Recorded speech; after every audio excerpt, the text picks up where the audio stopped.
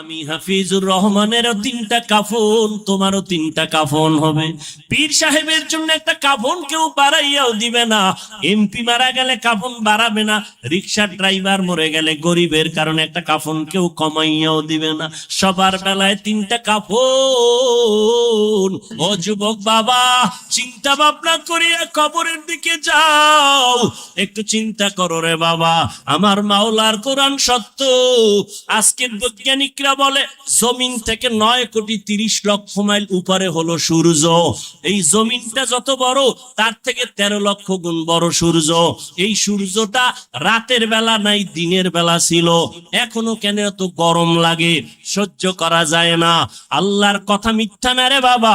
নবী বলেন কিয়ামতের দিন মানুষ, নারী আর পুরুষ সব উলঙ্গ দাঁড়াবে হাসরের মাঠে। সূর্যটা নিচে নেমে আসবে, সূর্যের গরমে জমিনটা তামা হয়ে যাবে। আম্মা জান আয়েশা রাদিয়াল্লাহু তাআলা আনহা দেখেন নবী একদিন তার রুমে বৈশা কাঁদতেছেন। যে নবীর কোনো গুনাহ নাই সেই নবী কান্না করেন। আম্মা জান বলেন, ইয়া রাসূলুল্লাহ, আমার ভয় লাগে কোনো বেয়াদবি করলাম কিনা, আপনি কেন কাঁদতেছেন? আমার নবী বলেন, আয়েশা, আপনি কোনো বেয়াদবি করেন নাই, কেন কাঁদেন হে নবী? মায়ার নবী বলেন, আয়েশা, হাসরের ময়দানের কথা মনে পড়ে গেছে আমার। কিয়ামতের দিন আমার গুনাহগারের উম্মতের কি হালাত হবে। কেন ইয়া রাসূলুল্লাহ? নবী বলেন, আয়েশা, কিয়ামতের ময়দানে নারী আর পুরুষ সব উলঙ্গ দাঁড়াবে। কিয়ামতের দিন সূর্যের গরমে মাথার মগজগুলো টাস টাস করে ফেটে যাবে, জমিনটা তামা হয়ে যাবে। অন্যদিকে জাহান্নামের আওয়াজ। আবার আমার মাওলাও রাগান্বিত আওয়াজ দিবেন, লিমানিল মুলকুল ইয়াউম লিল্লাহিল ওয়াহিদিল কাহ্হার। আমার আল্লাহ তো রাগান্বিত হবেন, হাসরের ময়দানটা থর থর করে কেঁপে উঠবে। হাসরের ময়দানে সবাই থাকবে উলঙ্গ, নারী আর পুরুষেরা। ও পর্দার আড়ালের মা বোনেরা, আল্লাহ আপনাদের এত মর্যাদা দান করেছেন। আপনারা নবীদের মায়ের মতো মা, আপনারা আলেমদের মায়ের মতো মা, আপনাদের এত সম্মান। আপনারা খাদিজা রাদিয়াল্লাহু তাআলা আনহার মতো নারী, আপনারা আয়েশা রাদিয়াল্লাহু তাআলা আনহার মতো দামি নারী, আপনারা ফাতেমা রাদিয়াল্লাহু তাআলা আনহার মতো দামি নারী, ঈসা নবীর মা মারিয়াম আলাইহা সালামের মতো দামি নারী। আপনারা আল্লাহ পাক রব্বুল আলামিন এত সম্মান আপনাদের দান করলেন। ও পর্দার আড়ালের আম্মা জানেরা, এতক্ষণ আমি যুবকদের যত বয়ান শুনাইলাম ভালোর লাইনে, এই ভালোটা ততদিন পর্যন্ত হবে না যতদিন পর্যন্ত মা আপনি সন্তানকে ভালো লাইনে চালাইবেন না।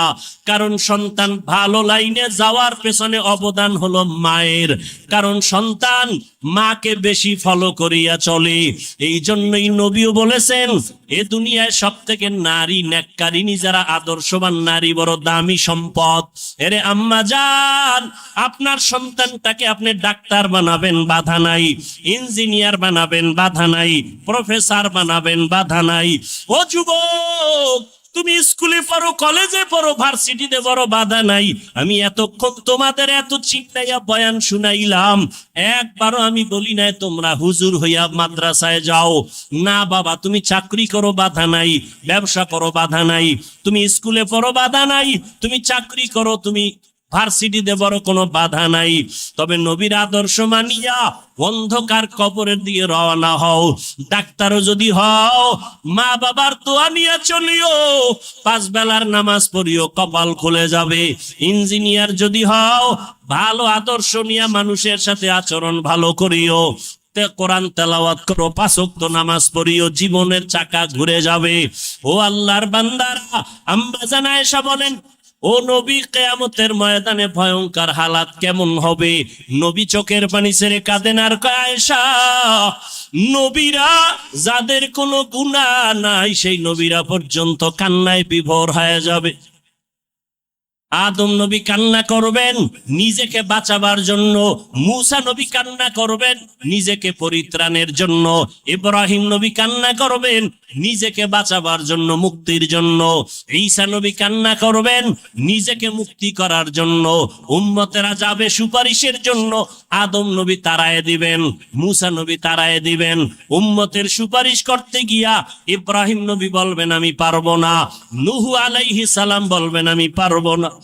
নবী বলেন ও আয়েশা জানো ওই কঠিন সময় উম্মতেরা এক একজন নবীর কাছে যাইয়া যখন দেখবে সুপারিশের কেউ নাই, উম্মতেরা পাগলের মতো করবে, সর্বশেষ ওরা আমি মুহাম্মদের কাছে দৌড়ানোর চেষ্টা করবে, আমাকে তালাশ করবে। আম্মাজান বলেন নবী আপনাকে হাসরের ময়দানে উম্মতেরা কোথায় পাবে? নবী বলেন ও আয়েশা আমি আমার মাওলার কুদরতের সামনে মাকামে মাহমুদে সেজদায় পড়ে কান্না করব। অন্য নবীরা নিজেকে বাঁচাবার কান্নায় বিভোর, আর আমি মুহাম্মদ একবারও আমার জন্য আমি কান্না করব না। আমি কান্না করে শুধু বারবার বলবো আল্লাহ আমার উম্মতেরে বাঁচাও, আমার উম্মতেরে বাঁচাও, আমার একটা উম্মত যেন জাহান্নামে না যায়। আমার আল্লাহ তখন বলবে নবী আপনি কাঁদবেন না, আপনার উম্মত গুলো ধরে ধরে বাছাই করে জান্নাতের ময়দানের দিকে নিয়ে যান। ও আয়েশা আমি তখন খুশি মনে আমার উম্মত গুলো ধরে ধরে জান্নাতের ময়দানের দিকে নেওয়া শুরু করব। আম্মা জান আয়েশা বলেন ইয়া রাসূলুল্লাহ কোটি কোটি কোটি মানুষের ভেতরে আপনার উম্মত গুলো চিনবেন কি করে? নবী বলেন ও আয়েশা যেই উম্মত দুনিয়াতে আমি মুহাম্মদের মহব্বতে ভরিয়া ওযু বানাইয়া 5 বেলার নামাজ যথাযথভাবে আদায় করবে, কিয়ামতের ময়দানে ওই ওযুর জায়গাগুলো নূরের আলোতে চমকাইতে থাকবে। আমি নবী দেখে দেখে উম্মতকে জান্নাতের দিকে নিয়ে যাব। ও কুষ্টিয়ার মুসলমান বাবারা, ও যুবক বৃদ্ধ বাবাজি, পর্দার আড়ালের মা বোনেরা, কিয়ামতের ময়দানে আল্লাহ না করুন যদি আল্লাহর নবীর সুপারিশের কাতারে দাঁড়াইতে না পারি, বেনামাজি হইয়া যদি দাঁড়াই, বেপরদার অবস্থা নিয়ে যদি দাঁড়াই, তওবা না করে গুনাহ নিয়ে যদি যাই, নবী তখন বলবে না তুমি আমার উম্মত না, আমি তোমার নবী না। আল্লাহ পাক বলবেন ও ফেরেশতা এই গুনাহগার বেনামাজি নাফরমানের জাহান্নামের হ্যান্ডকাপ লাগায় দাও। ও আল্লাহর বান্দারা সূর্যের গরম সইতে পারি না, গুনাহ নিয়ে কবরে গেলে হাসরের ময়দানে কেমনে জাহান্নামের আগুন সহ্য করব? একটু নিজের চিন্তা করো। আজকে তোমার ডানে বামে আমার ডানে বামে ভক্তবৃন্দের অভাব নাই, টাকা পয়সা বাড়ি গাড়ির অভাব নাই, মরিয়া গেলে সাদা কাফন ছাড়া কেউ নাই, অন্ধকার কবরে কেউ আমার আপন হইয়া যাবে না। অতএব এখনো সময় আছে, তওবা করে নাও, আল্লাহর মোহাব্বত নিয়ে উলামায়ে কেরামের পরামর্শ নিয়ে 5 ওয়াক্ত নামাজ পড়ো। এখনো সময় আছে, মনে মনে আমার আল্লাহকে ডাকো আর বলো হে মালিক জীবনে তো নামাজ কম সারি নাই, বেপরদায় কম চলি না, আজকে থেকে তওবা করলাম। আমার মতো যুবক স্কুল কলেজে পড়িয়া ব্যবসা করে চাকরি করে যদি নামাজ পড়ে আমি কেন পারবো না? আজকে থেকে নামাজ ছাড়বো না, বেপরদায় চলবো না, দাড়ি কাটবো না, মা বাবার সাথে বেয়াদবি করবো না। ওয়ামা আরসালনাকা ইল্লা রাহমাতাল লিল আলামিন।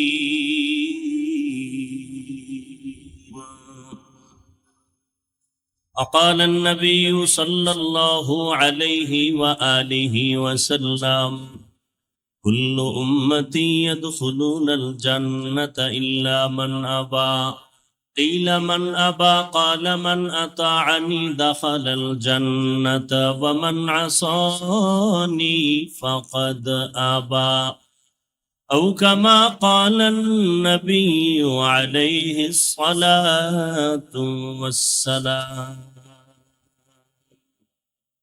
صدق الله مولانا العظيم وصدق رسوله النبي الأمي الكريم ونحن على ذلك من الشاهدين والشاكرين والذاكرين والحمد لله رب العالمين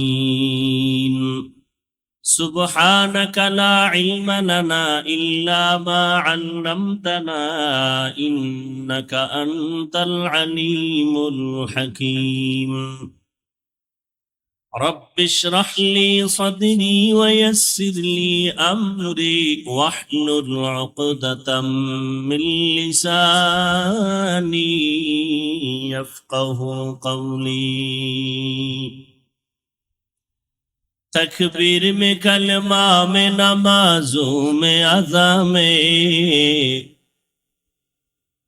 تکبیر میں کلمہ میں نمازوں میں اذا میں ہے نام الہی سے ملا نام محمد ہے نام الہی سے ملا نام محمد فرماتے ہیں آدم کو مجھے خلد تری میں فرماتے ہیں آدم کو مجھے خلد تری میں لکھا ہوا تو باپ ملا نام محمد لکھا ہوا تو باپ ملا نام محمد ہے میم میں محبوب یہ مطلق کا اشارہ ہے میم میں محبوب یہ مطلق کا اشارہ پھر کیوں نہ ہو محبوب خدا نام محمد پھر کیوں نہ ہو محبوب خدا نام محمد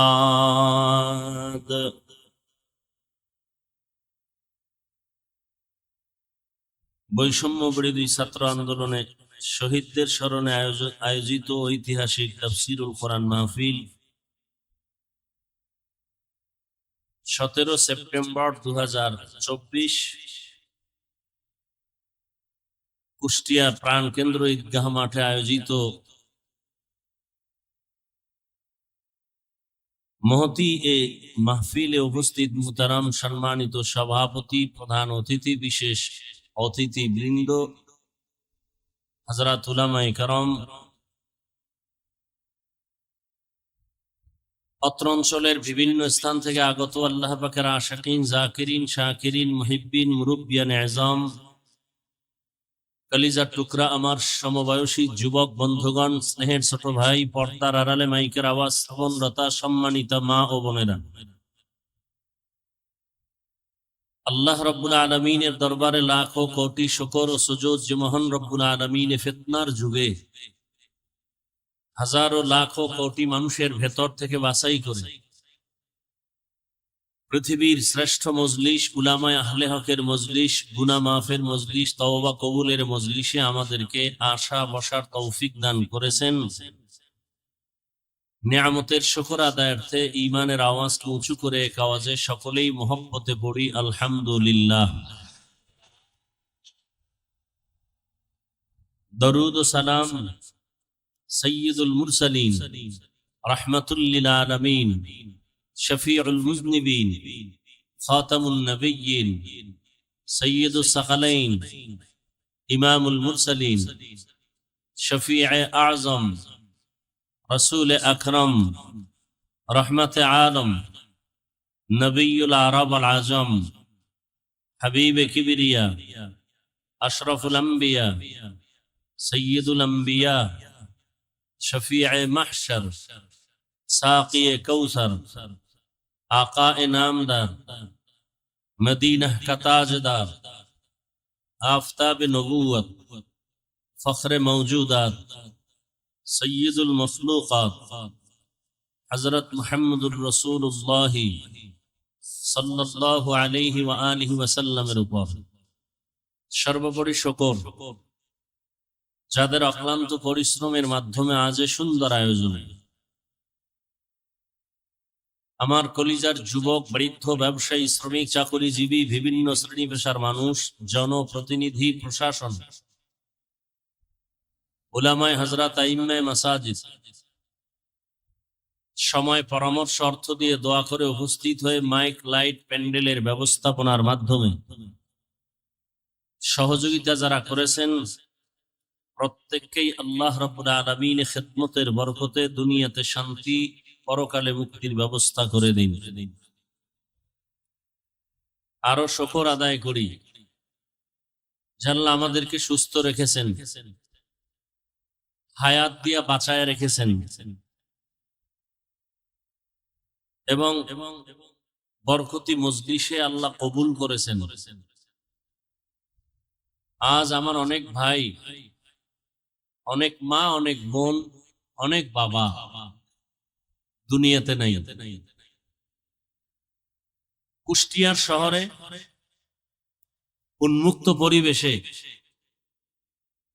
কোরআন ও সুন্নাহর আলোকে আজকের এই প্রোগ্রাম মানুষের কাছে এক ঈদের আনন্দের মতো।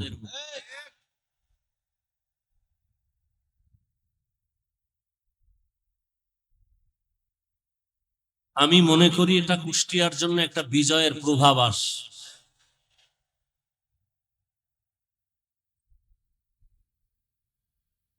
প্রত্যেকটা বিজয়ের জন্য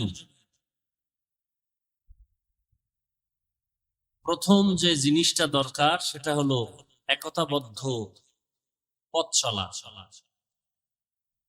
আজ আমার দেশের ছাত্র জনতা, উলামায়ে কেরাম সহ কেউ ডাইরেক্ট, কেউ ইনডাইরেক্ট দেশের পক্ষে, স্বাধীনতার পক্ষে, জালেমের বিরুদ্ধে সার্বিক প্রচেষ্টা চালিয়েছেন। আল্লাহর মদদ আসছে, আল্লাহ দয়া করেছেন, আল্লাহর রহমত ছাড়া এটা অসম্ভব। অনেক বান্দা বান্দির চোখের পানির এটা ফলাফল। এখনো আমরা যে আরামে ঘুমিয়ে থাকবো চুপচাপ, বিষয়টা এমনও না।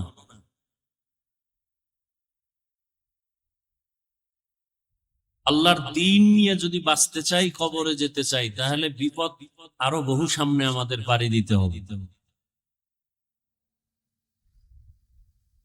আজকের এই মহা সম্মেলন থেকে দোয়া করি হাজারো লাখো মানুষ আমিন যখন বলবেন, আমার আমিন কবুল হওয়ার গ্যারান্টি না থাকলেও এই বরকতি মজলিসে বহু আল্লাহর আশেক আছেন যারা আমিন কবুল হয়ে যাবে ইনশাআল্লাহ। আমি দোয়া করব, আপনারা শুধু আমিন বলবেন। আল্লাহ পাক এই সম্মেলন, এই প্রোগ্রামের বরকতে আমার দেশ, আমার জাতিকে জুলুম থেকে চূড়ান্ত ভাবে হেফাজত করুন। বিশেষ করে এই কুষ্টিয়ার বৃহত্তর অঞ্চল আল্লাহ পাক রব্বুল আলামিন দ্বীনের জন্য কবুল করেন। যারা এই উন্মুক্ত পরিবেশে দ্বীনের কথা বলার পরিবেশ তৈরি করার ক্ষেত্রে সার্বিক সহযোগিতা করেছেন, করতে গিয়ে আমার ছাত্র দুনিয়ার থেকে বিদায় হয়ে গেছেন। আল্লাহ পাক তাদেরকে জান্নাতুল ফেরদাউস দান করেন। শহীদদের মাগফিরাত কামনায় আজকের এই আয়োজন। শহীদি দরওয়াজা এমন একটা দরওয়াজা যে জান্নাতে ঢুকতে কোনো টিকিট লাগে না।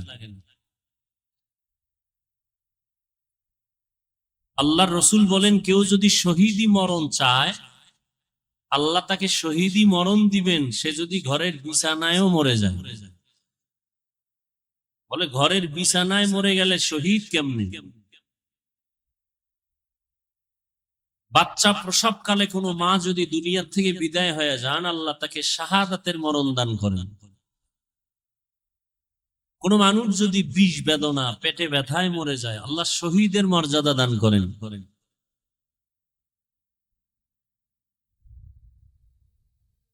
বেঈমানদের মোকাবেলা করতে গিয়ে, জালেমদের জুলুমকে প্রতিরোধ করতে গিয়ে ময়দানে মোকাবেলা করেছেন, শাহাদাতের পিয়ালা পান করেছেন সাহাবায়ে কেরাম। ওমরে ফারুক রাদিয়াল্লাহু তাআলা আনহু, ওসমান রাদিয়াল্লাহু তাআলা আনহু, হযরত আলী রাদিয়াল্লাহু তাআলা আনহু, হাসান রাদিয়াল্লাহু তাআলা আনহু, হুসাইন রাদিয়াল্লাহু তাআলা আনহু বাতিলের মোকাবেলায় বাতিল কর্তৃক আক্রান্ত হয়ে দুনিয়া থেকে চলে গেছেন শহীদ। কিন্তু রহমতের নবী কোন বাতিলের আক্রমণে দুনিয়া থেকে চলে যান নাই, ডাইরেক্ট। আবু বকর সিদ্দিক রাদিয়াল্লাহু তাআলা আনহু কোন বাতিলের আক্রমণে ডাইরেক্ট দুনিয়া থেকে চলে যান নাই। স্বাভাবিক অবস্থায় অসুস্থতা নিয়ে ঘরের বিছানায় দুনিয়া থেকে বিদায় নিয়েছেন। তাহলে ওমরে ফারুক বাতিলের আক্রমণে চলে গেলেন শহীদ। উসমান রাদিয়াল্লাহু তাআলা আনহু বাতিলের আক্রমণে চলে গেলেন শহীদ। হযরত আলী রাদিয়াল্লাহু তাআলা আনহু বাতিলের আক্রমণে চলে গেলেন শহীদ। শহীদি মর্যাদা সবার উপরে, সেই মর্যাদা আবু বকর পেলেন না কেন? এমনকি নবী পেলেন না কেন? এক কথায় জবাব, সর্বোচ্চ শহীদের মর্যাদা আল্লাহ নবীকেও দান করেছেন, আবু বকরকেও দান করেছেন। আরো আস্তে করে বলেন। মুসলমানের একটা আওয়াজ ভণ্ড বাতিলের জন্য একটা আতঙ্ক।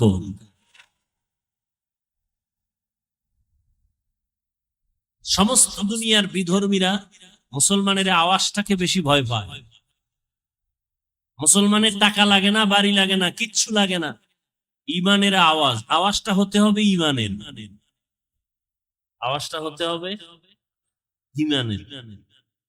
সেদিন এক জায়গায় বলেছিলাম, কেউ জোরে আওয়াজ দেয় বেশি খাইয়া, পেটে ব্যথা শুরু হয়েছে চিল্লায়। আবার কেউ চিৎকার দেয় 17 বছর না খাইয়া। আছে না নাই? কেউ খাইয়াও চিল্লায়, কেউ না খায়। মুসলমানের খাওয়া নাই, না খাওয়া নাই, মুসলমানের চিল্লানি হবে ইমানের চিল্লানি। আর একটা কথা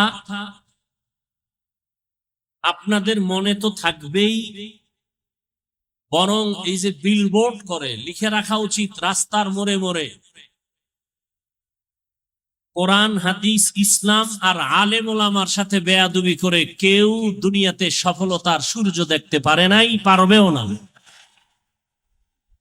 এই কথাটা যদি কেউ উল্টো দিকে নেয়, তার কপাল পুড়ে যাবে মরার আগেই। বাংলাদেশের ইতিহাসে সফলতার মানদণ্ডে যারা আগায় গেছে, একমাত্র ইসলামের আলো দিয়ে, ওলামায়ে কেরামের দোয়া নিয়ে। যারা বেয়াদবি করেছে তাদের পতন মরার আগেই হয়ে গেছে। কারণ কিয়ামতের আগের দিন পর্যন্ত এই জমিনে আর কোনদিন নবী আসবেন না, সাহাবায়ে কেরাম আসবেন না।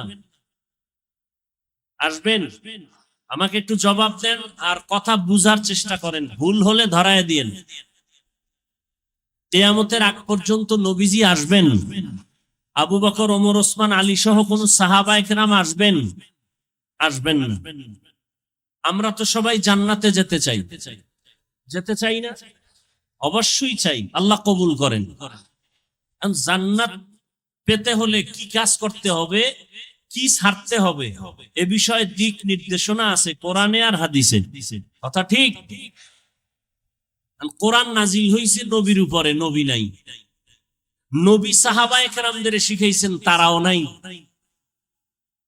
এখন আপনি কোরআন পড়ে পড়ে সঠিক পথে যাবেন, ভালোটাকে গ্রহণ করবেন, খারাপটাকে আপনি বর্জন করবেন। আফসুস, হাজার আফসুস, আপনার আব্বাও কোরআন বুঝে না, আপনিও কোরআনের আরবি বুঝেন না, হাদিসেরও আরবি বুঝেন না। আপনি জান্নাতের পথ চিনবেন কি করে আর চলবেন কি করে? কথা বুঝাইতে পারলাম? এখন কি করার? নবীও আসবেন না, কোরআন বুঝাবার জন্য আবু বকর, ওমর, ওসমান, আলী আসবেন না, কোরআন বুঝাবার জন্য এই জমিনে কিয়ামতের আগে মুজাদ্দেদে আলফে সানি আর আসবেন না, ইমাম বুখারী আর আসবেন না, ইমাম মুসলিম আসবেন না, ইমাম তিরমিজি আসবেন না। তাহলে এই জাতি যারা কোরআন বুঝে না, পড়তে পারে না, আরবি বুঝবে দূরের কথা, কোরআনের আরবি পড়তে পারে না, হাদিসের আরবি পড়তে পারে না, এরা কিভাবে জান্নাতের পথ পাবে? কিয়ামত পর্যন্ত এর স্থায়ী সমাধান হলো এই গোটা দুনিয়ার উম্মত জান্নাতের পথ খুঁজে পাবে কোরআন সুন্নাহর আলোকে, একমাত্র শুধুমাত্র কেবলমাত্র উলামায়ে আহলে হকের মাধ্যমে। অতএব যারা উলামায়ে কেরামদেরকে অ্যাবাউট করে চলবে তারা খাসারাত দুনিয়া ওয়াল আখিরা, দুনিয়াও বরবাদ আখিরাতও বরবাদ। উম্মতের রাহবর উলামায়ে কেরাম। উম্মত যখন নবীদের সাথে বেয়াদবি করত তখন পতন চলে আসতো। নবীদের স্থলাভিষিক্ত সাহাবায়ে কেরাম, এদের পরে ক্রমান্বয়ে আসছে উলামায়ে কেরাম। এই উলামায়ে কেরামদের দাম কত? আল্লাহ নিজে কোরআন শরীফে বলেছেন, রাসূল হাদিসে বলেছেন। উলামায়ে কেরাম কারা? ইন্নামা ইয়াখশাল্লাহা মিন ইবাদিহিল উলামা। আল্লাহ বলেন নিশ্চয়ই আমার বান্দাদের ভেতরে যারা আলেম উলামা তারা আমাকে বেশি ভয় করবেন। কাকে? আল্লাহকে ভয় করবেন। বান্দাদের ভেতরে যারা উলামা, এক বচনে আলেম, বহু বচনে উলামা। ভয় করার মানে কি? আমিও আল্লাহকে ভয় করি, আপনিও আল্লাহকে ভয় করেন। সবাইকে জিজ্ঞেস করলে বলে আমরা সবাই আল্লাহকে ভয় করি। আসলে ভয়ের মানে কি? অথচ বিড়িও টানেন, গাঞ্জাও খান, মানুষও হত্যা করেন, মানুষের বাড়ি ঘরে আগুন জ্বালান। তাহলে আসলে আল্লাহর ভয়ের মানে কি? এখানে এত মানুষ, কুষ্টিয়ার ইতিহাস, মানুষ বলবে লক্ষ লক্ষ মানুষ, বিশাল আয়োজন, কিন্তু এমনও আশেকে রসুল এখানে আছে আজকে ফজরের নামাজ পড়ে নাই, জহুর পড়ে নাই, আসর পড়ে নাই। সত্য কথাটা স্বীকার করেন, মানেন আর না মানেন। মাগরিবও এমন মানুষ এখানে নাই, এশার নামাজও। এরপরও চাপাবাজি করে, নামাজ না পড়লেও দিল পরিষ্কার। চাপাবাজ আছে না নাই? আল্লাহ হেদায়াত দান করুন। এরাও বলে আমরা আল্লাহকে ভয় করি, আমিও বলি আল্লাহকে ভয় করি। আসলে আল্লাহকে ভয় করার ব্যাখ্যাটা কি? সবাই আল্লাহকে ভয় করে, হাকিকতে ভয় করার মানে কি? আল্লাহকে আসলে যারা ভয় করবে তার মূল হাকিকত হলো আল্লাহর অবাধ্য হবে না, আল্লাহ যা নিষেধ করছেন তা গ্রহণ করবে না। আরো সহজ ভাষায় আল্লাহর বিরুদ্ধে গিয়ে কোনো অন্যায় করবে না, অত্যাচার করবে না, গুনাহ করবে না। এজন্য নবী বলেন, ক্বালান নবী সাল্লাল্লাহু আলাইহি ওয়া আলিহি ওয়াসাল্লাম ইত্তাকিল মাহারিম তাকুন আ'বাদান নাস। ও দুনিয়ার উম্মত, আল্লাহর নিষিদ্ধ কাজ থেকে তুমি নিজেকে বাঁচাও, আল্লাহর কাছে তোমার মর্যাদা বেড়ে যাবে। সাহাবায়ে কেরাম এই কথা শুনিয়া এতটাই নিজেকে কন্ট্রোল করেছেন, ওমরে ফারুক মুখের ভেতরে একটা পাথরের টুকরা রাখতেন, অযথা যেন একটা কথা বের না হয়। কারণ অযথা কথা বললে আল্লাহর কাছে জবাব দিতে হবে। কথারও বাজেট আছে, আমি হায়াত কতদিন পাবো, কয়টা কথা বলবো তার বাজেট আছে। হায়াতের বাজেট বাকি, কথার বাজেট শেষ। মরার আগে দেখবেন বোবা হয়ে গেছে, কারণ হায়াতের বাজেট এখনো বাকি আছে, কথার বাজেট নাই, বেশি কথা বলে শেষ। যুবক, সারা রাত মোবাইলের মাধ্যমে এত কথা বলো, চিন্তা করছনি বাজেট আছে কত? এমন যেন না হয় মরার আগে হায়াত বাকি থাকবে, জবানের কথার বাজেট থাকবে না, বোবা হয়ে কাটাতে হবে বিছানায়। আল্লাহ বাজেট দিয়ে দিছেন, হিসাব কইরা কথা কইও, মিস কল ভাইলি ব্যাক কইরো না। আল্লাহ সব ভাইকে হেদায়াত দান করুন। আল্লাহ পাক এই মাহফিলের বরকতে পুরা কুষ্টিয়ার এই জমিনকে দ্বীনের দুর্গ হিসাবে কবুল করেন। আল্লাহ পাক অত্র অঞ্চলের সমস্ত মানুষকে শান্তির জীবন দান করুন। কবরস্থ যারা আল্লাহ সবাইকে জান্নাত দান করুন। পরস্পরে মোহাব্বত আল্লাহ বাড়ায়া দেন। আপনাদের সব থেকে বেশি পরিচিত কোরআন শরীফ থেকে একটা আয়াত আমি পড়েছি, রসুলের একটা হাদিস পড়েছি। আপনারা যদি বসেন, ধৈর্য ধারণ করেন আর দিল খুলে দোয়া করেন, আয়াত এবং হাদিসের আলোকে কিছু কথা আমি পেশ করব, ইনশাআল্লাহ কবুল করেন। আল্লাহ কবুল না করলে হবে? অনেকেই কিন্তু জানে এখানে প্রোগ্রাম আসার নিয়ত করেছিল, আসতে পারে নাই। টাকা থাকলেই মক্কা যাওয়া যায় না যদি আল্লাহ কবুল না করে। মনে চাইলেই দ্বীনের কাজে বসা যায় না আল্লাহ কবুল না করলে। অনেকের বাড়ির থেকে ওয়াজের নাম নিয়ে আসছে, কুষ্টিয়া শহরে ঈদগাহে ওয়াজে যাই, কিন্তু কপাল খারাপ, প্যান্ডেলে ঢুকতে পারে নাই। তারা কোথায়? মহিলা প্যান্ডেল তাওয়াফ করে, আর কেউ দোকানপাটে আড্ডা করে, গল্প করে, কবিরা গুনাহ করে, এর নাম কপাল। এজন্য আমি সব সময় বলি, আল্লাহ চাইলে সব হয়, বান্দা চাইলে কিছুই হয় না। বান্দা চাইছিল আরো 20 বছর থাকবো, আল্লাহ কয় আমি দিব না। কাটটা হইল আল্লাহ। আল্লাহ চাইলে হয়, বান্দা চাইলে হয় না। আল্লাহ। আবার অনেকে প্যান্ডেলে ঢুকছেন, কিন্তু কোরআন হাদিসের কথা শুনে দিলটাকে নরম করে তওবা করে বাড়ি যাওয়ার কপাল হবে কিনা অনেকের অসম্ভব। অনেকে মোনাজাতের আগে চলে যাবে। এ বিশাল প্যান্ডেলে কত আল্লাহর বান্দা আছেন, আলেম বুজুর্গ, যাদের আমিন কবুল হয়ে যাবে।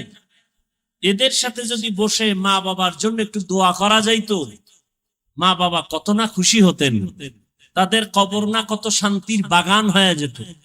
যে কপাল পরা সেই দোয়ায় শরীক হতে পারবে না, শয়তান তাকে উঠায় নিয়ে যাবে। প্যান্ডেলের দাম কত?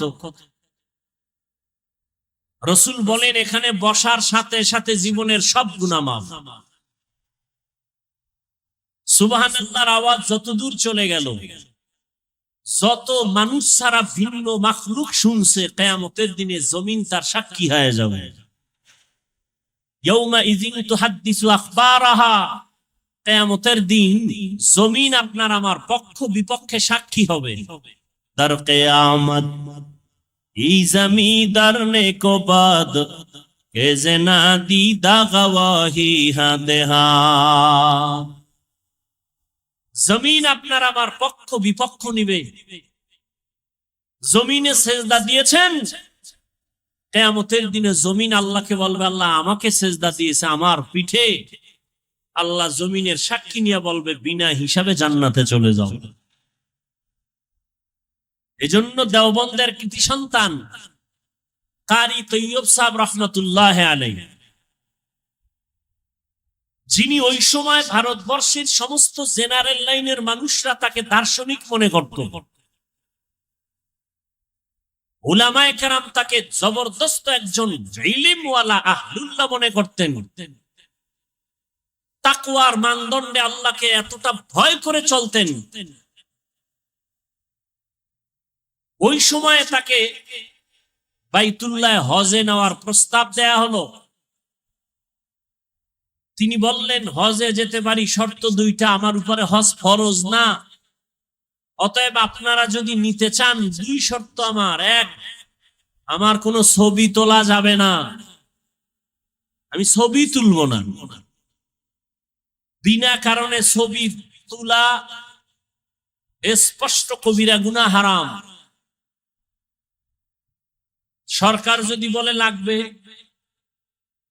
শরীয়তের কোন বিধানের কারণে যদি বলে ছবির প্রয়োজন, হালাল, এমনি একটা ছবি তুললাম, কবিরা গুনাহ, হারাম। আর শর্ত কি? আমি ভারত থেকে বাইতুল্লাহ যাব, আমার নামাজ যা হবে সেজদা আমাকে জমিনে দাওয়াতে হবে। আমি শূন্যের উপরে সেজদা দিব না, আমি মাটিতে সেজদা দিব। বলে এটা কেমনে সম্ভব? একটু আগে তাবিজ দিছি না, তাবিজ বান্দা চাইলে হয় না, আল্লাহ চাইলে হয়। তবে বান্দা চাইলেও হয় যদি বান্দার চাওয়াটা আল্লাহর কুদরতি চাওয়ার মর্জি মতো হয়। এভাবে সম্ভব না। ছবিও তোলা যাবে না, বিমানে যাবেন, নামাজের রক্ত বাজলে কি করার শিডিউল কিভাবে করা যায়? আমার হজ ফরজ না, আর আমি যাওয়ার জন্য তো আশেক না, আল্লাহ নিলে যাব, কিন্তু আল্লাহর রাজি খুশি অনুযায়ী যাব, উল্টা পাল্টা নয়। কিছুদিন পরে প্রস্তাব আসলো, আপনার জন্য ছবি লাগবে না, যেহেতু আপনি পরিচিত ব্যক্তি, আপনাকে সবাই চিনে। নাম্বার 2, বিমানের শিডিউল এমন ভাবে করা হয়েছে, ফজরের নামাজের পরে আপনি আলাদাভাবে বিমানে যাবেন, জোহরের আগে বাইতুল্লাহ পৌঁছায় দেয়া হবে। আর কে দারদ খৌফে হাকদার দিল মাদাম জান্নাতুল মাওয়া দেহাত উরা মাকাম জুজবা হাকচি জে মখাজ ইনসো জা ফজলে উ আমস্তে দর জুমলা জাহা।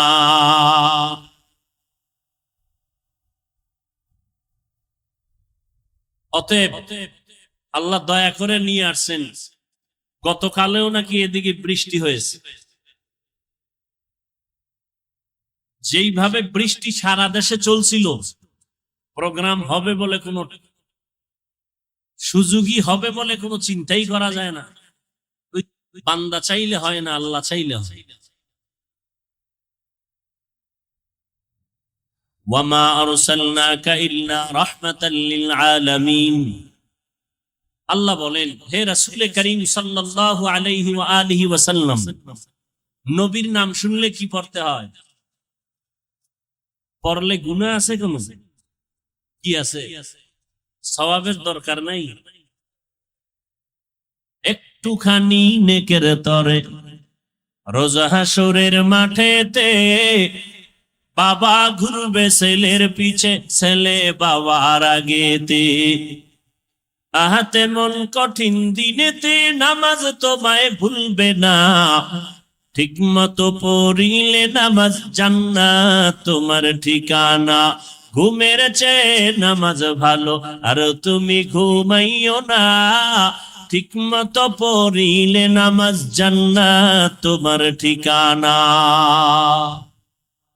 একটা নেকের টানে কিয়ামতের দিন বক্তা যাবে জাহান্নামে, শ্রোতারা যাবে জান্নাতে। এক নেকের ব্যবধানে পীর সাহেব জাহান্নামে, মুরিদ যাবে জান্নাতে। এক নেকের ব্যবধানে মা বাবার হাতে জাহান্নামের হ্যান্ডকাপ লেগে যাবে, সন্তান জান্নাতে যাবে। বক্তা শুধু বয়ানে করছি, আমল করি নাই। শ্রোতারা ভয় নিয়ে বসছে, এরা আমল করছে, আল্লাহ জান্নাত দিয়ে দিচ্ছে। हर के बाशुद आमिले सल्फु मुदाम आतिशे दो ज़ुखशावत बरवाए হারাম। বেশি বেশি দুরূদ শরীফ পড়বেন। জীবনে আল্লাহ যদি জিগায় যে তোর জীবনের সব গুনাহ মাফ, একটা আমল আমাকে দেখা যে আমলটা ছোট হলেও সব সময় করছো, আমি আল্লাহর খুশির জন্য, একটা আমল দেখাও। সেদিন কি দেখাবেন আল্লাহকে?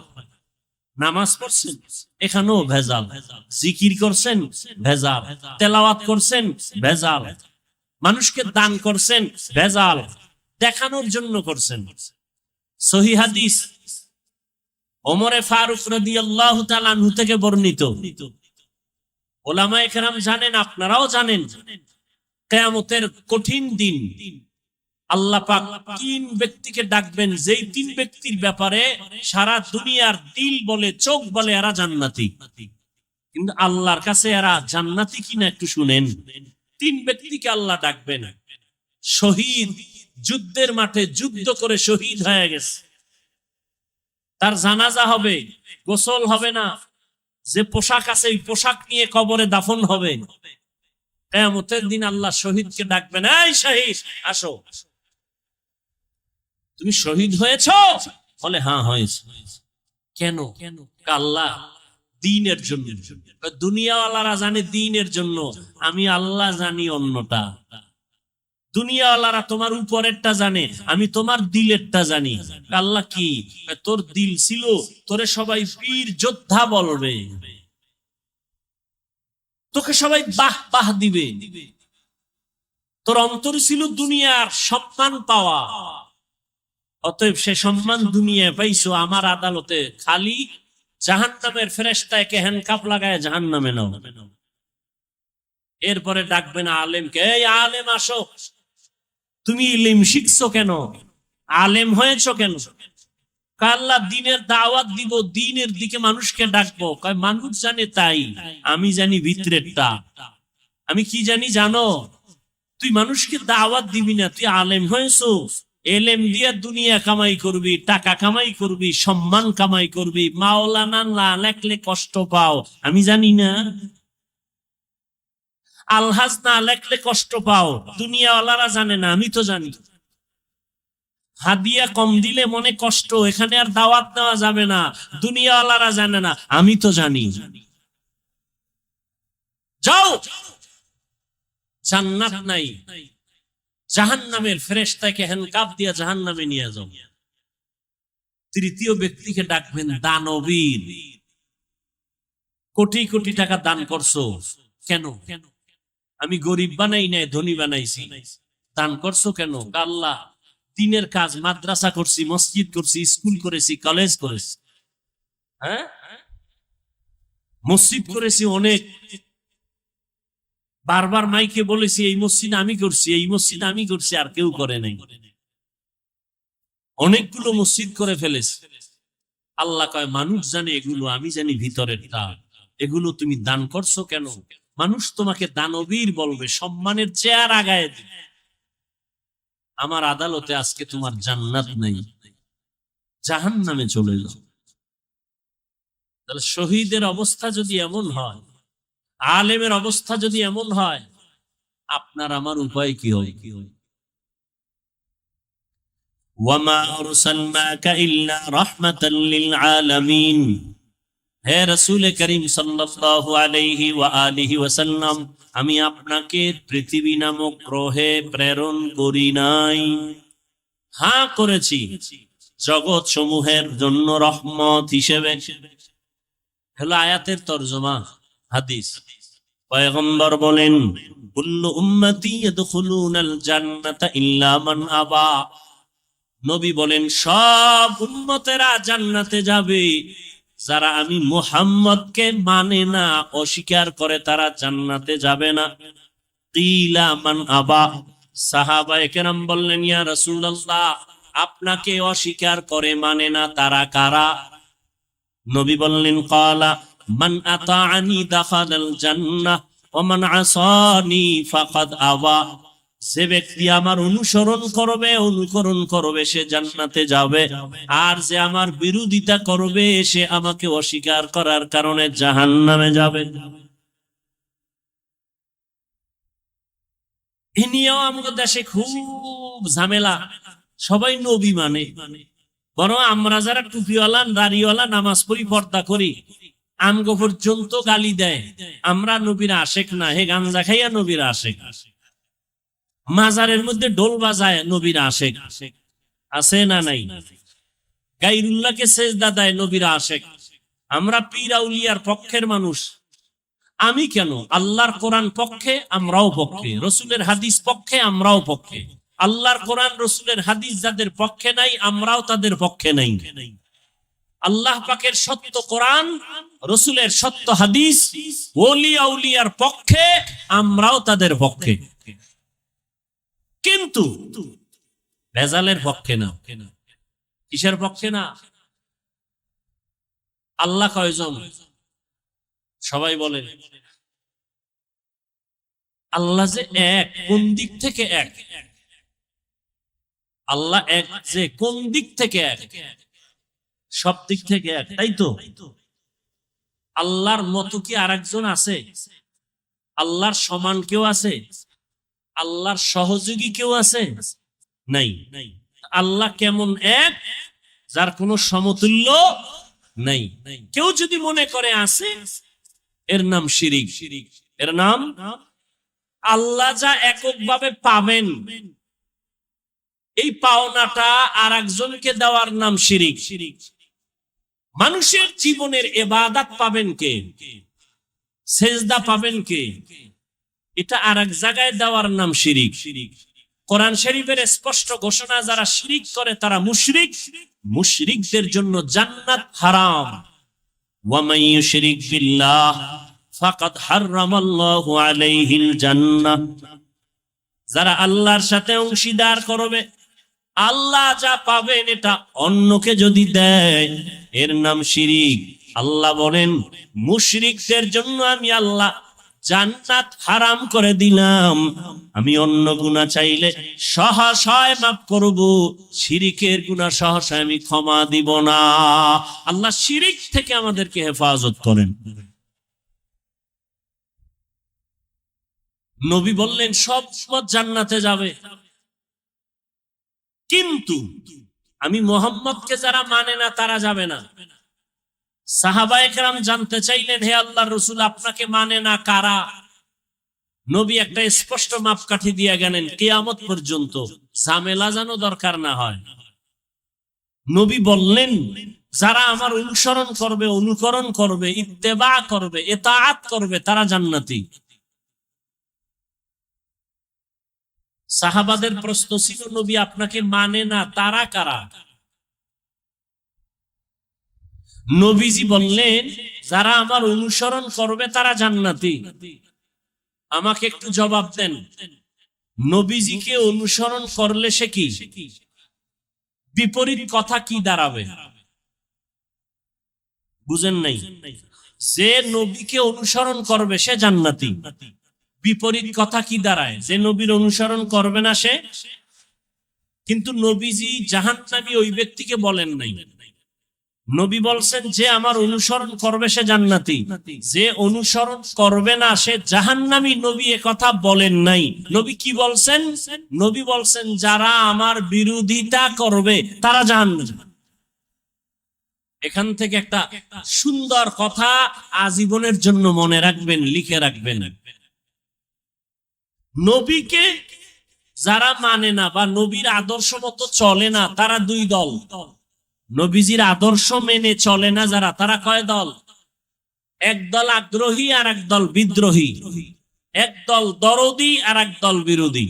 যেমন কথার কথা, আমি ডান দিক থেকে একটা যুবকরে জিজ্ঞাসা করলাম, এই যুবক ভাই, আপনি নবীর আদর্শে টুপি পরেন না কেন, দাড়ি রাখেন না কেন? যুবক জবাব দিল, হুজুর দাড়ি রাখা দরকার, নবীর আদর্শ চেষ্টা করতেছি, পারি না, একটু দোয়া করবেন। আমাকে বলেন তো এই যুবকটা কি বিরোধী না দরদি? দরদি।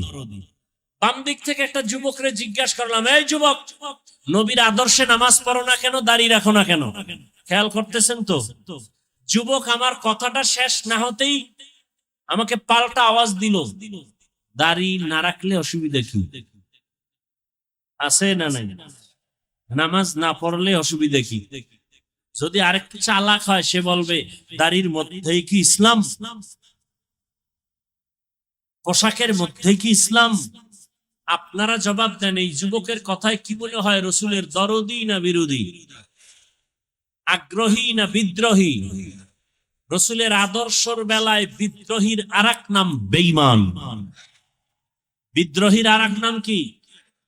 এখান থেকে কুষ্টিয়ার মানুষ আজীবন মনে রাখবেন, একটা লোক দাড়ি রাখে না তাকে গালি দেওয়া, মনে ভালো করে মুখস্থ করেন। এক যুবক দাড়ি রাখে না তাকে গালি দেওয়া, আর একজন দাড়ি পছন্দ করে না তাকে ছাড় দেওয়া যাবে না।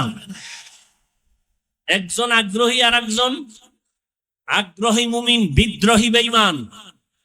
একজনে টুপি পরে না, গালি দেওয়া, আর একজনে টুপি পছন্দ করে না তাকে ছাড় দেওয়া। একজনে নামাজ পড়ে না তাকে গালি দেওয়া, আর একজনে নামাজ পছন্দ করে না তাকে ছাড় দেওয়া। একজনে পর্দা করে না তাকে গালি দেওয়া, আর একজনে পর্দার বিধানকে পছন্দ করে না তাকে ছাড় দেওয়া। তাহলে একটা লোক দাড়ি রাখে না তাকে জাহান্নামী বলা যাবে? আগে বুঝতে হবে সে কি আগ্রহী না বিদ্রোহী। বুঝেন না কথা?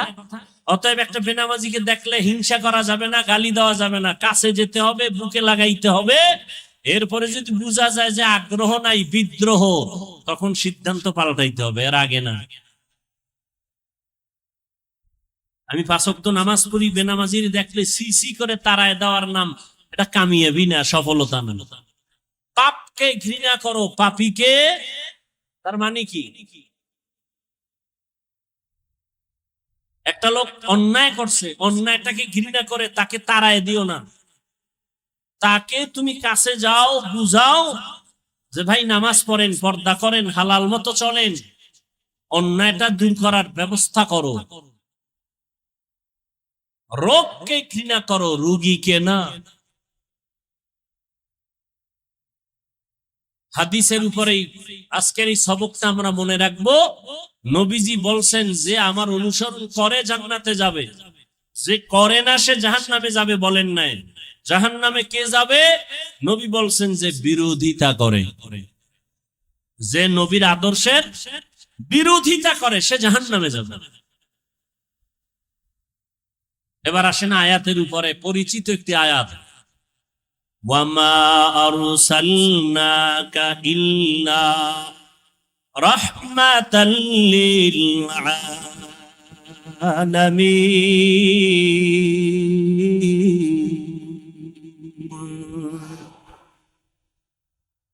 তরজমাটা বলছি, আর একবার বলি।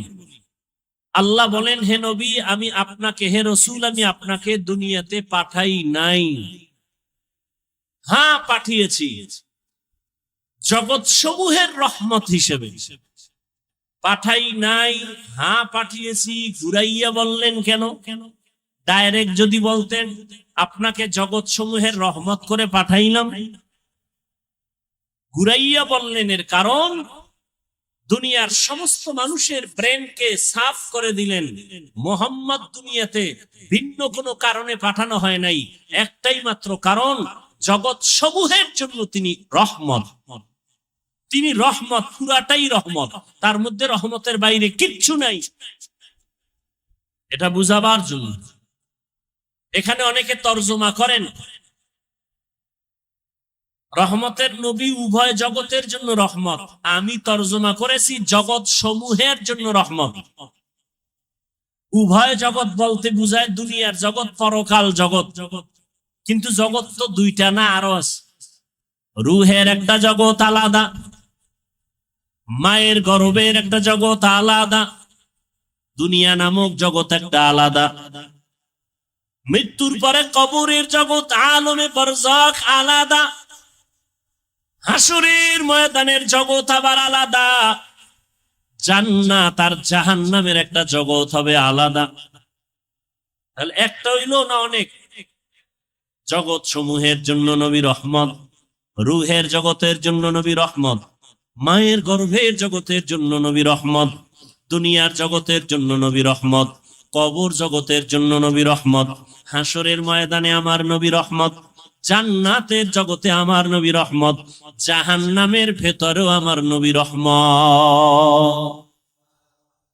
একজনে প্রশ্ন করবে মনে মনে, সামনে তো আর আসবে না, পেছনে পেছনে বলবে নবী জান্নাতের জন্য রহমত বুঝলাম, জাহান্নামের জন্য রহমত, এটা আবার কোন কথা? এজন্যই তো ভাইজান দূরে থেকে সব কথা আজ করা যায় না। কুষ্টিয়ার বাজারে আসছো, পেছন দিক থেকে একজনকে দেখা কাও চাচা মিয়া দাঁড়াও, মনে করছো তোমার বাড়ির চাচা। চাচায় যখন উল্টা দিকে চেহারাটা ঘুরাই দিয়ে খায়, ও আপনাকে বলি নেই। দূরের থেকে ধারণা করিও না, কাছে যাও। এই দুনিয়াতে নবী আসবেন না, সাহাবায়ে কেরাম আসবেন না, উলামায়ে কেরামে উম্মতের রাহবার, ওয়ারাসাতুল আম্বিয়া। উলামায়ে কেরাম আল্লাহকে ভয় করবেন, ভয় করার মানে গুনাহ থেকে নিজেকে বাঁচায় রাখবেন। সাধারণ মানুষ শয়তানের ধোকায় পড়ে বাম হাতে পানি পান করবে, কিন্তু কোনো আলেম বাম হাতে পানি পান করবে না। সাধারণ মানুষ শয়তানের ধোকায় পড়ে টুপি ছাড়া চলবে, দাড়ি কাটবে, কিন্তু যারা আলেম তারা কখনো টুপি ছাড়া চলবে না। হর কে দারত খৌফে হক দার দিল মাদাম জন্নতুল মাওয়া দেহাত ওরা মাকাম জুজবা হক চি জে মখাজ ইনসোজা ফজলে উ আমস্তে দর জুমলা জাহা। জগৎ সমূহের জন্য আপনার আমার নবী, রহমতের নবী আমার নবী, রূহের জগতের জন্য কিভাবে রহমত, ভিন্ন আলোচনা। মায়ের গর্ভের জগতের জন্য নবী কেমন রহমত, ভিন্ন আলোচনা। দুনিয়ার জগতের জন্য নবী কেমন রহমত, ভিন্ন আলোচনা। হাসরের ময়দানের জন্য নবী কেমন রহমত, ভিন্ন আলোচনা। জান্নাতের জগতে নবী কেমন রহমত, ভিন্ন আলোচনা। জাহান্নামের জগতের জন্য নবী রহমত কেমন, ভিন্ন আলোচনা। আপনাদের ধৈর্য হবে না, সময়ও কুলাবে না। এজন্য আমি শুধুমাত্র রূহের জগৎ নিয়ে কথা বলবো না, শুধু দুনিয়ার জগৎটা নিয়ে কিছু কথা বলে বিদায় নিব। আল্লাহ যদি তৌফিক দেন, বয়ান বক্তা সাহেব যত বড় যোগ্যতা সম্পূর্ণ বড় বক্তা হোক না কেন, অনেক এলেম আছে, অনেক ডিগ্রি আছে, কিন্তু বয়ান ভালো হওয়া, বয়ান ভালো না হওয়া এটা বক্তার কোনো বাহাদুরি না, এটা শ্রোতাদের মহব্বত আর দিলের আকর্ষণ। এই পয়েন্টটাও লিখে রাখেন আজীবন। কিছু মার্কা মারা পয়েন্ট বলবো, এটি লিখে রাখেন। বক্তার বয়ান ভালো হইছে না খারাপ হইছে, এগুলো সব নির্ভর করে শ্রোতাদের মহব্বত আর কলবের আকর্ষণের উপর। আপনাদের অন্তরের হালাত যেমন, বয়ান হবে তেমন। যদি আল্লাহর মহব্বত নিয়ে বয়ান করি আর আল্লাহর মহব্বত নিয়ে বয়ান শুনেন, বরকতকে দিবেন। দুনিয়ার জগতের জন্য আমার নবী রহমত। কেমন একজন নবী আল্লাহ আমাদের দান করেছেন চিনলি না রে যুবক? যদি আমার নবীর একবার চিনতি, নেতার জন্য জীবন দাও, নেত্রীর জন্য জীবন দাও, দলের জন্য জীবন দাও, আমার নবীরে যদি একবার চিনতি, এই জমিনে কল্লা দিয়া দিতি, কোনো বেঈমান আমার নবীর বিরুদ্ধে কথা বলতে পারতো না। ইমামুল আউয়ালিন আল আখিরিন বহরে সাদকা রাহমাতাল লিল আলামিন সাইয়্যিদুল কাউনাইন খাতমুল মুরসালিন আখিরামত বুদে ফখরুল আউয়ালিন। বছরে মাস কয়টা? 12টা। কিয়ামতের আগে একটা বাড়বে, একটা কমে যাবে।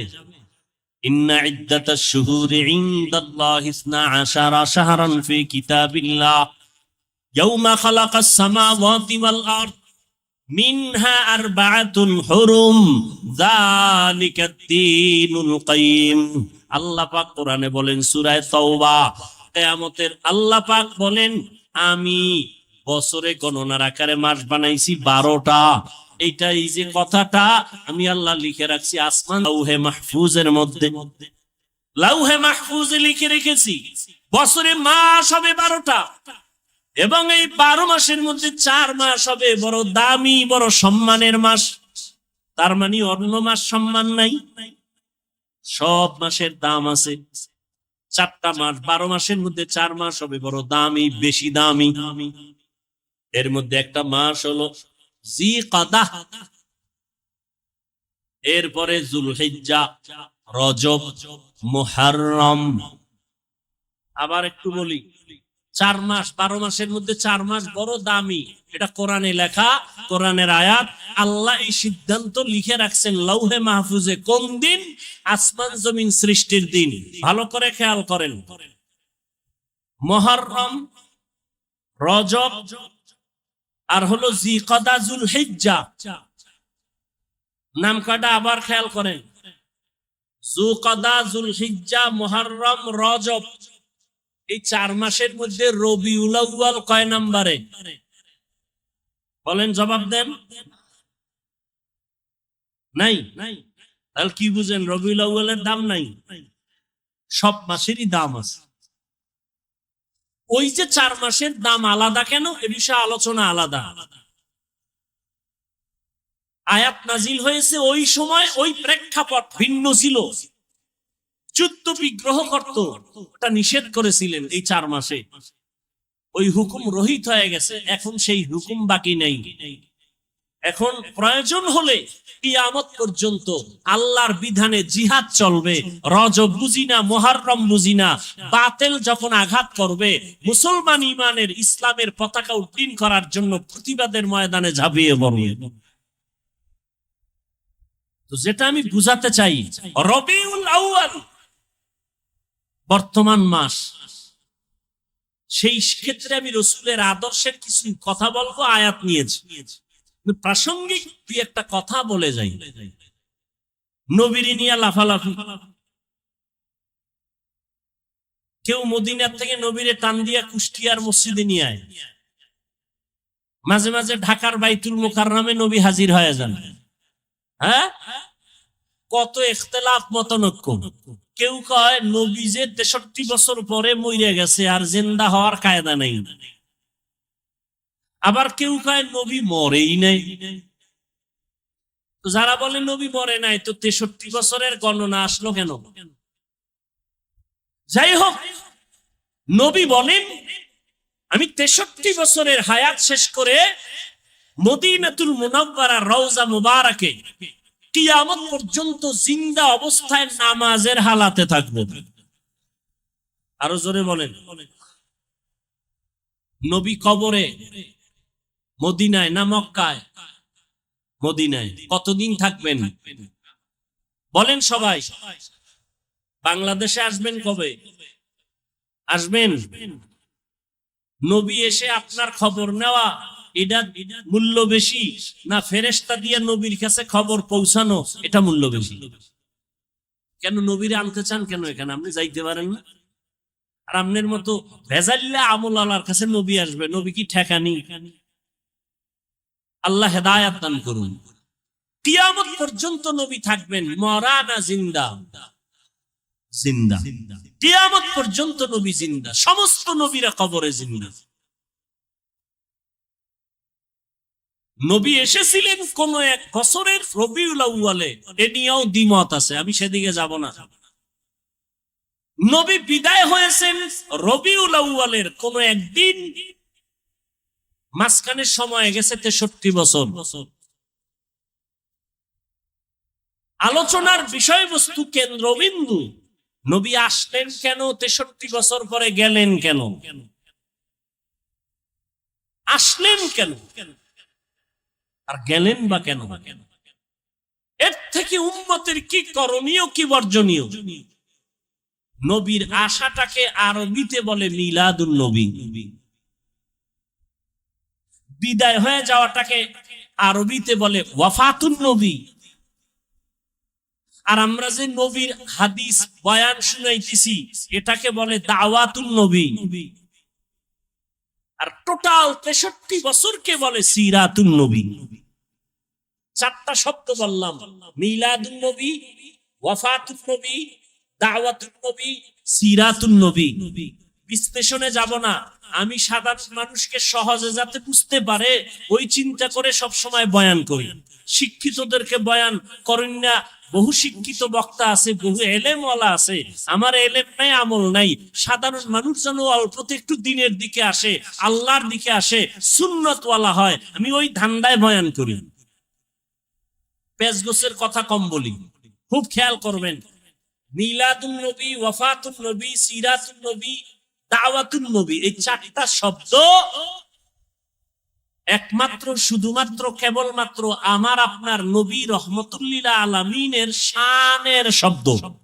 এই 4টা শব্দ মুসা নবীর বেলায় ব্যবহার হয় নাই, এই 4টা শব্দ ঈসা নবীর বেলায় ব্যবহার হয় নাই, প্রয়োগ হয়েছে, কিন্তু ব্যবহার সব সার্বজনীন নয়।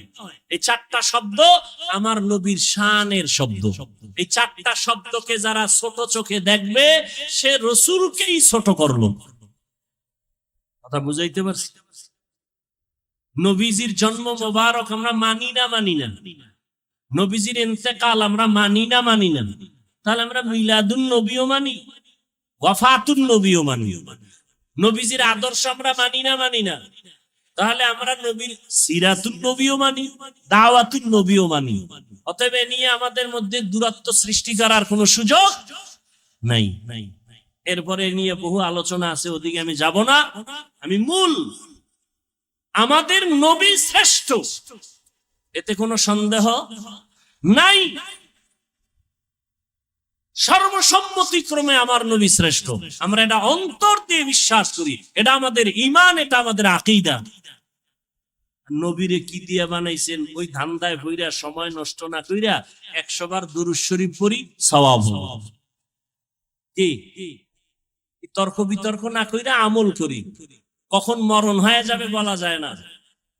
চোখের সামনে দেখতে না দেখতে কত আপনজন চলে গেল, চোখের সামনে কত যুবক চলে গেল।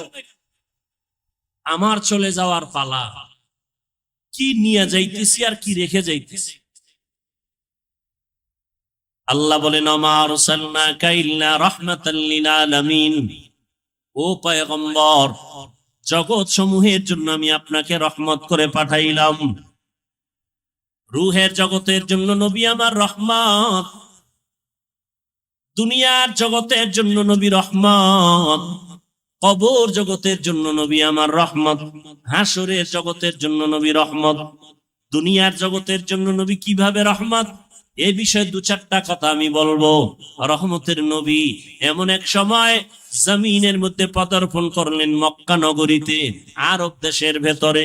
যেই সময় মক্কার মানুষের মতো চরিত্রহীন, লম্পট জমিনের মধ্যে আর কোথাও কোনো মানুষ ছিল না। মক্কার মানুষ বড় খারাপ মানুষ, এতটাই চরিত্রহীন।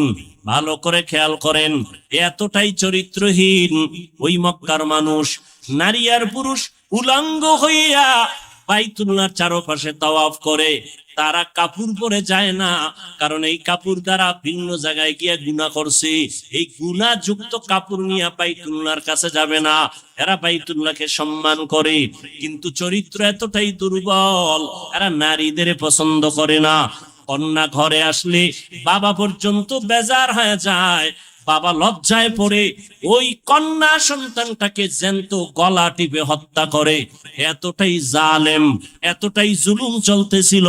জুলুমের সমাজ, এমন এক জায়গা চতুর্মুখী নাপাক আর নাপাক আর নাপাক। এই অবস্থায় এমন একজন রহমতের নবী মক্কা নগরীর মাঝে আল্লাহ পাঠাইছেন। রহমতের নবী আসছেন, আসা মাত্র জমিনের মধ্যে পরিবর্তনের হাওয়া শুরু হয়ে গেল। প্রশ্ন এখন জটিল, মক্কার মানুষ এত কেন খারাপ হলো? অন্য এলাকার মানুষ কেন খারাপ হলো না? সিরিয়ার মানুষ এত খারাপ কেন না? মক্কার মানুষ এত খারাপ কেন? অথচ এখানে তো লক্ষ লক্ষ নবী আসছেন, সব নবীরা বাইতুল্লাহ তাওয়াফ করছেন। আদম আলাইহিস সালাম ভারতের চরণদ্বীপ থেকে আল্লাহর ঘর জিয়ারতের জন্য 40 বার পায়ে হেঁটে গেছেন, হাইটা হাইটা গিয়া বাইতুল্লাহ জিয়ারত করেছেন আদম নবী। আদম আলাইহিস সালাম, নূহ আলাইহিস সালাম এই জমিনের মধ্যে কদম রেখেছেন। আমাদের আকীদা বিশ্বাস, যেখানে আজান হয়, কোরআন তেলাওয়াত হয়, যেখানে দ্বীনের কথা হয়, আলেম ওলামা আসে, ওই জায়গাটা বরকতপূর্ণ হয়। ঠিক নেই? মক্কার জমিনের মধ্যে সব নবীরা আসছেন, বাইতুল্লাহ তাওয়াফ করছেন, জায়গাটা বড় বরকতের জায়গা। এখানের মানুষ অন্য দিকের তুলনায় একটু কম খারাপ হবে। অথচ সিরিয়ার মানুষ এত খারাপ না, মক্কার মানুষ এত খারাপ।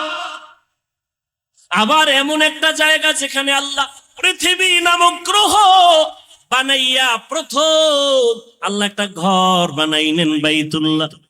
ইন্না আউওয়ালা বাইতিন উযিআ লিন-নাস লাল্লাযী বিবাক্কাতা মুবারাকাও ওয়া হুদা মুবারাকাও ওয়া হুদাল লিল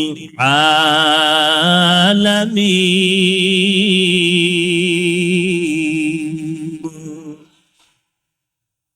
আল্লাহ বলেন আমি ঘর বানাইলাম, জমিন বানাই আর কিছু বানাই নাই। প্রথম পৃথিবীতে বানাইছে একটা ঘর,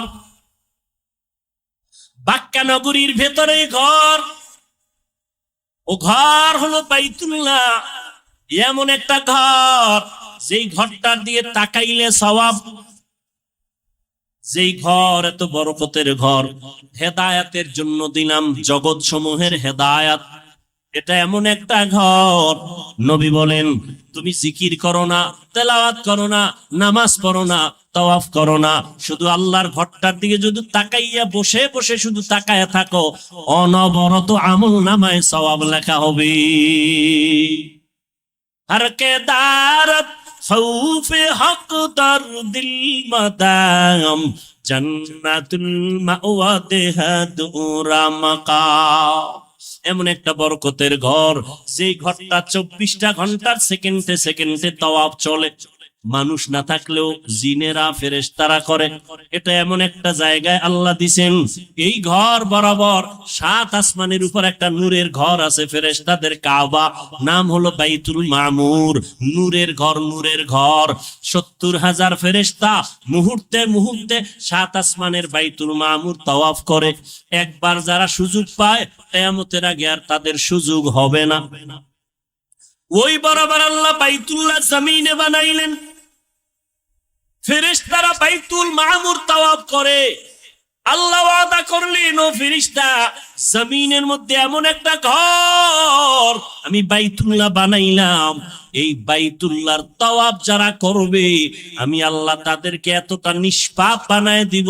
মায়ের গর্ভ থেকে বাচ্চা যেমন নিষ্পাপ ভূমিষ্ঠ হয়, আমার বাইতুল্লাহ জিয়ারত করে যারা বের হবে তাদেরও নিষ্পাপ বানায় দিব।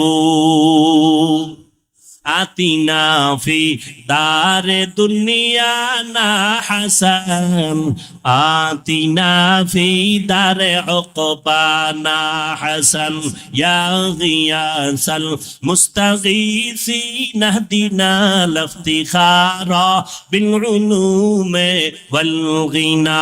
হর গরিব নেকো তু তৈয়ার হ্যায়, जो न मांगे उससे तू बेजार है। খারাপ লাগে আপনাদের? আর একটু সামনে আগাবো। মা বাবার জন্য, দেশের জন্য, কবরওয়ালাদের জন্য একটু দোয়া করে যাবেন, এই মন মানসিকতা আছে না? ঘুমে ধরছে? আর বাঙালি কি ঘুমায়নি? তো মোবাইল যেদিন থেকে আসছে ওদিন থেকে ঘুম বিদায় হয়ে গেছে। আমরা মোনাজাত ধরি বইয়া, মোবাইল ওয়ালারা মোনাজাত ধরে রাতে বিছানায় শুইয়া। সারা রাত মোবাইলের ডিউটি, কবিরা গুনাহ করে চেহারাটা কার্টুন হয়ে গেছে। এরে যুবক, আল্লাহর কসম করে বলি, ভালো করে লিখে রেখো রে যুবক, এই দুনিয়ায় যত বন্ধু পেয়েছো সব বন্ধু স্বার্থপর। একমাত্র দুনিয়ার জমিনে তোমাদের নিঃস্বার্থ বন্ধু উলামায়ে কেরাম ছাড়া আর কেউ না আছে। যারা তোমাকে ভালোবাসে, ছায়া দেয়, স্বার্থ আছে। আঘাত লাগবে, সদস্য পদের নাম কাটবে না, কল্লাটা কেটে ফেলবে। কিন্তু আমরা উলামায়ে কেরাম তোমাদের এত আপন, আমাদের কি পরিমাণ গালাগালি করো তাও আমরা জানি, আমাদের বিরুদ্ধে কি পরিমাণ ফেসবুকে লেখো তাও আমরা জানি।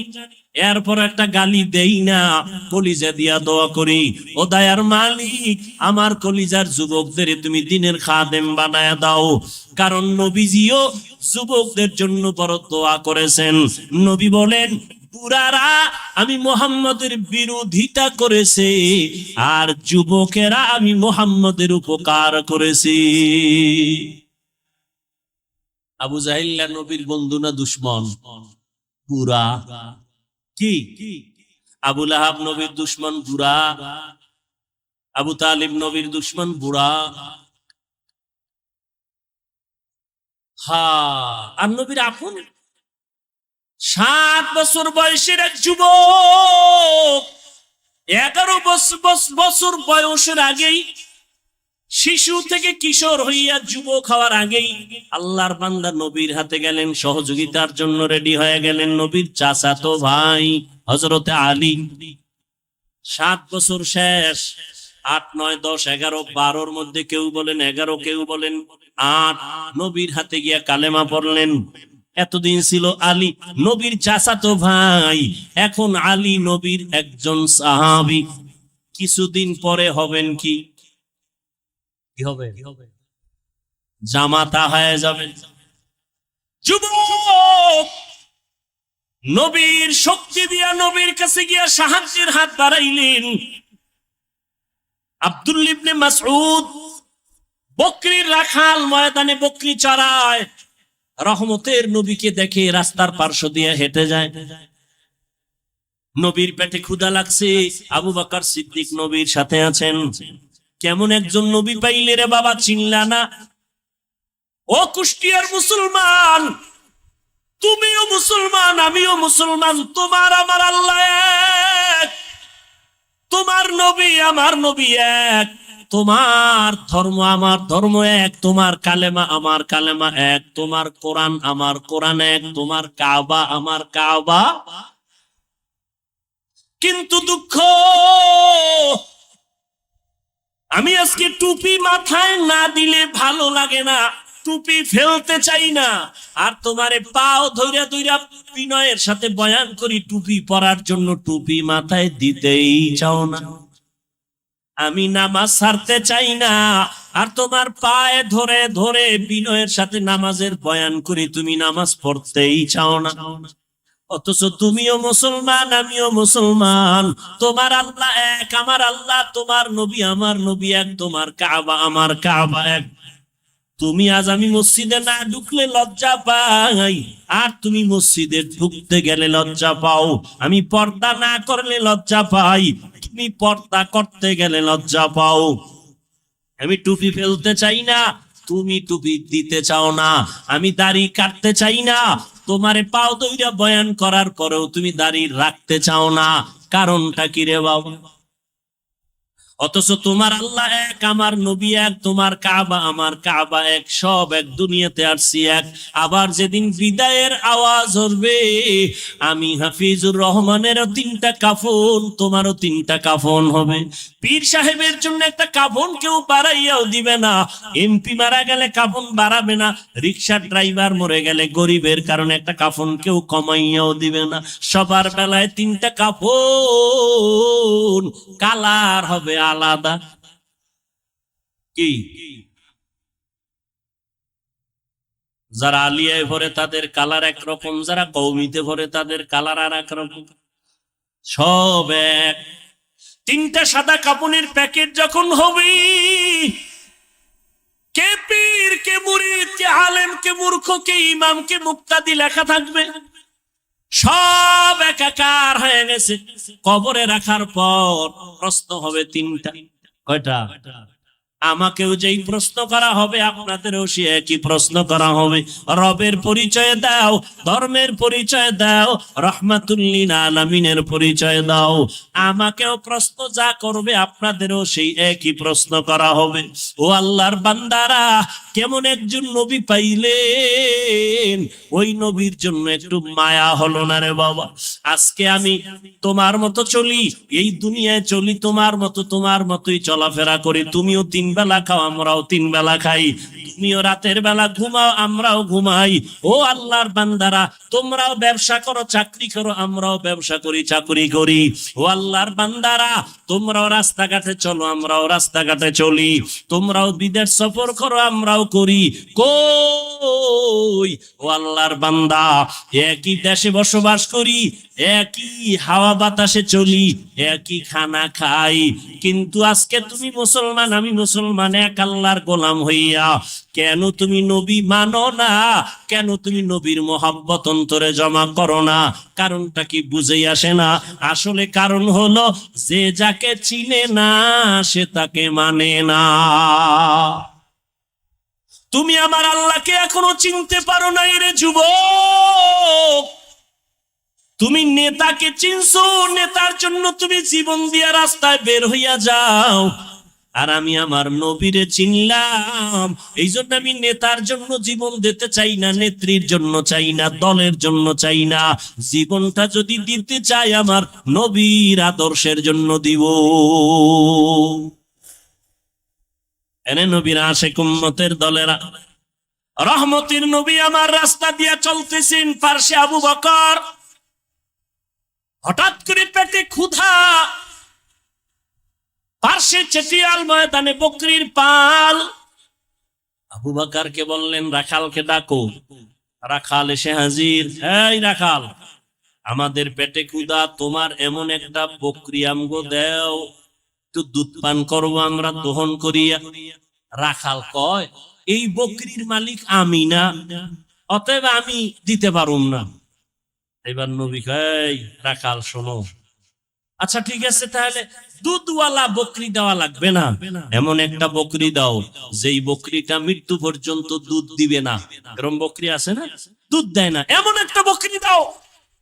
রাখাল বলে এই যে একটা বকরি আছে এটা নেন, এর থেকে জীবনে দুধ আসবে না। রহমতের নবী বলে আবু বকর দাঁড়ান। নবী যেই বকরির থেকে জীবনে দুধ আসবে না বলিয়া রাখাল দিল, রহমতের নবী ওই বকরির হাত দিলেন ওলানের ভেতরে, সাথে সাথে দুধ আসলো। নবী পান করলেন, আবু বকর করলেন, রাখালেরও করাইলেন।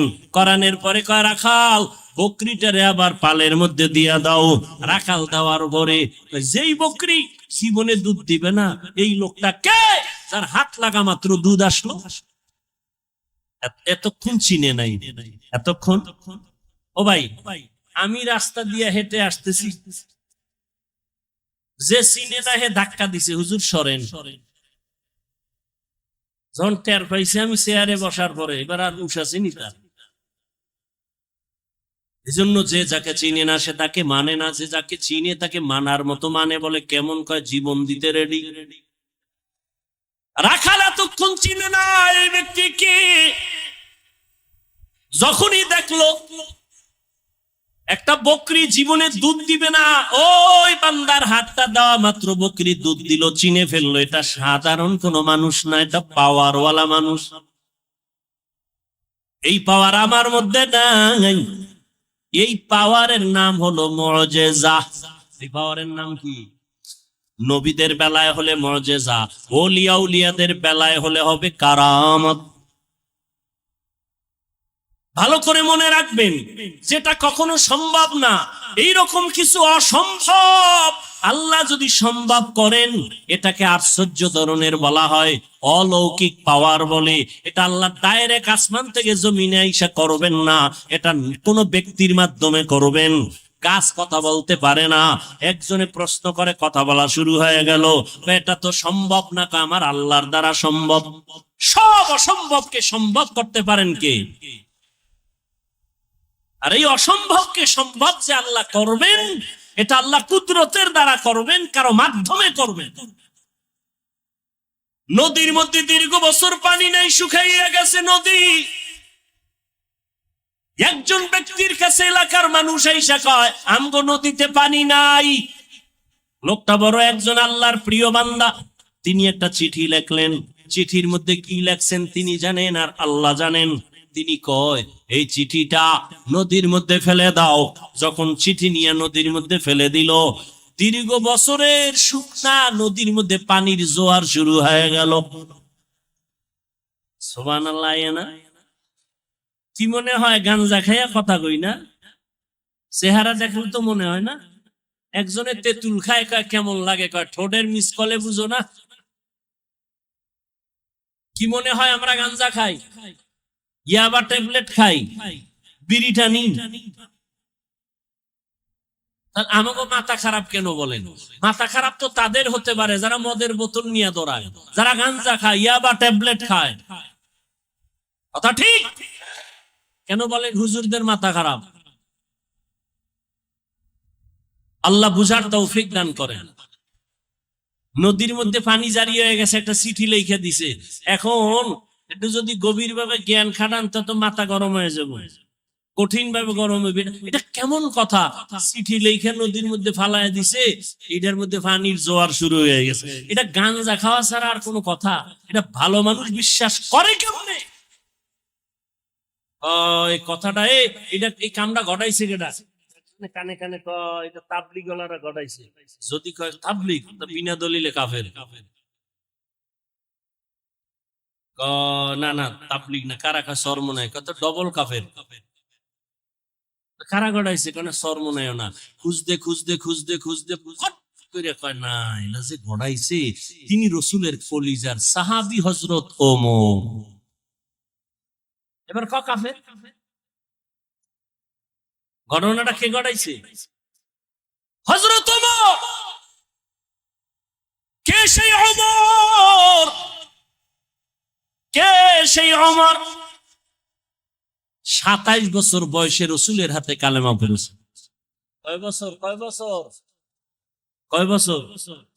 যুবকেরা নবীর বিরুদ্ধে না পক্ষে? তুমি হারারে কি করো নবীর পক্ষে? চ্যাটিং করো। जिंदगी में बंदगी तू कार नहीं, जिंदगी में बंदगी तू कार नहीं, जिंदगी में बंदगी शर्मिंदा है, जिंदगी में बंदगी शर्मिंदा है। दुनिया में हो दुनिया का ताल्लुक़ार ना हो,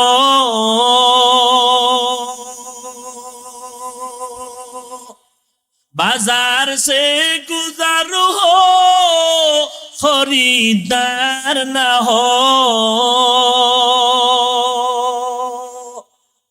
दुनिया में हो दुनिया का ताल्लुक़ार ना हो, बाजार से गुजर हो खरीदार ना हो। ये दुनिया एक मिसल कागज फूल है, ये दुनिया एक मिसल कागज फूल है, जिंदगी में बंदगी तू कार नहीं, जिंदगी में बंदगी तू कार नहीं,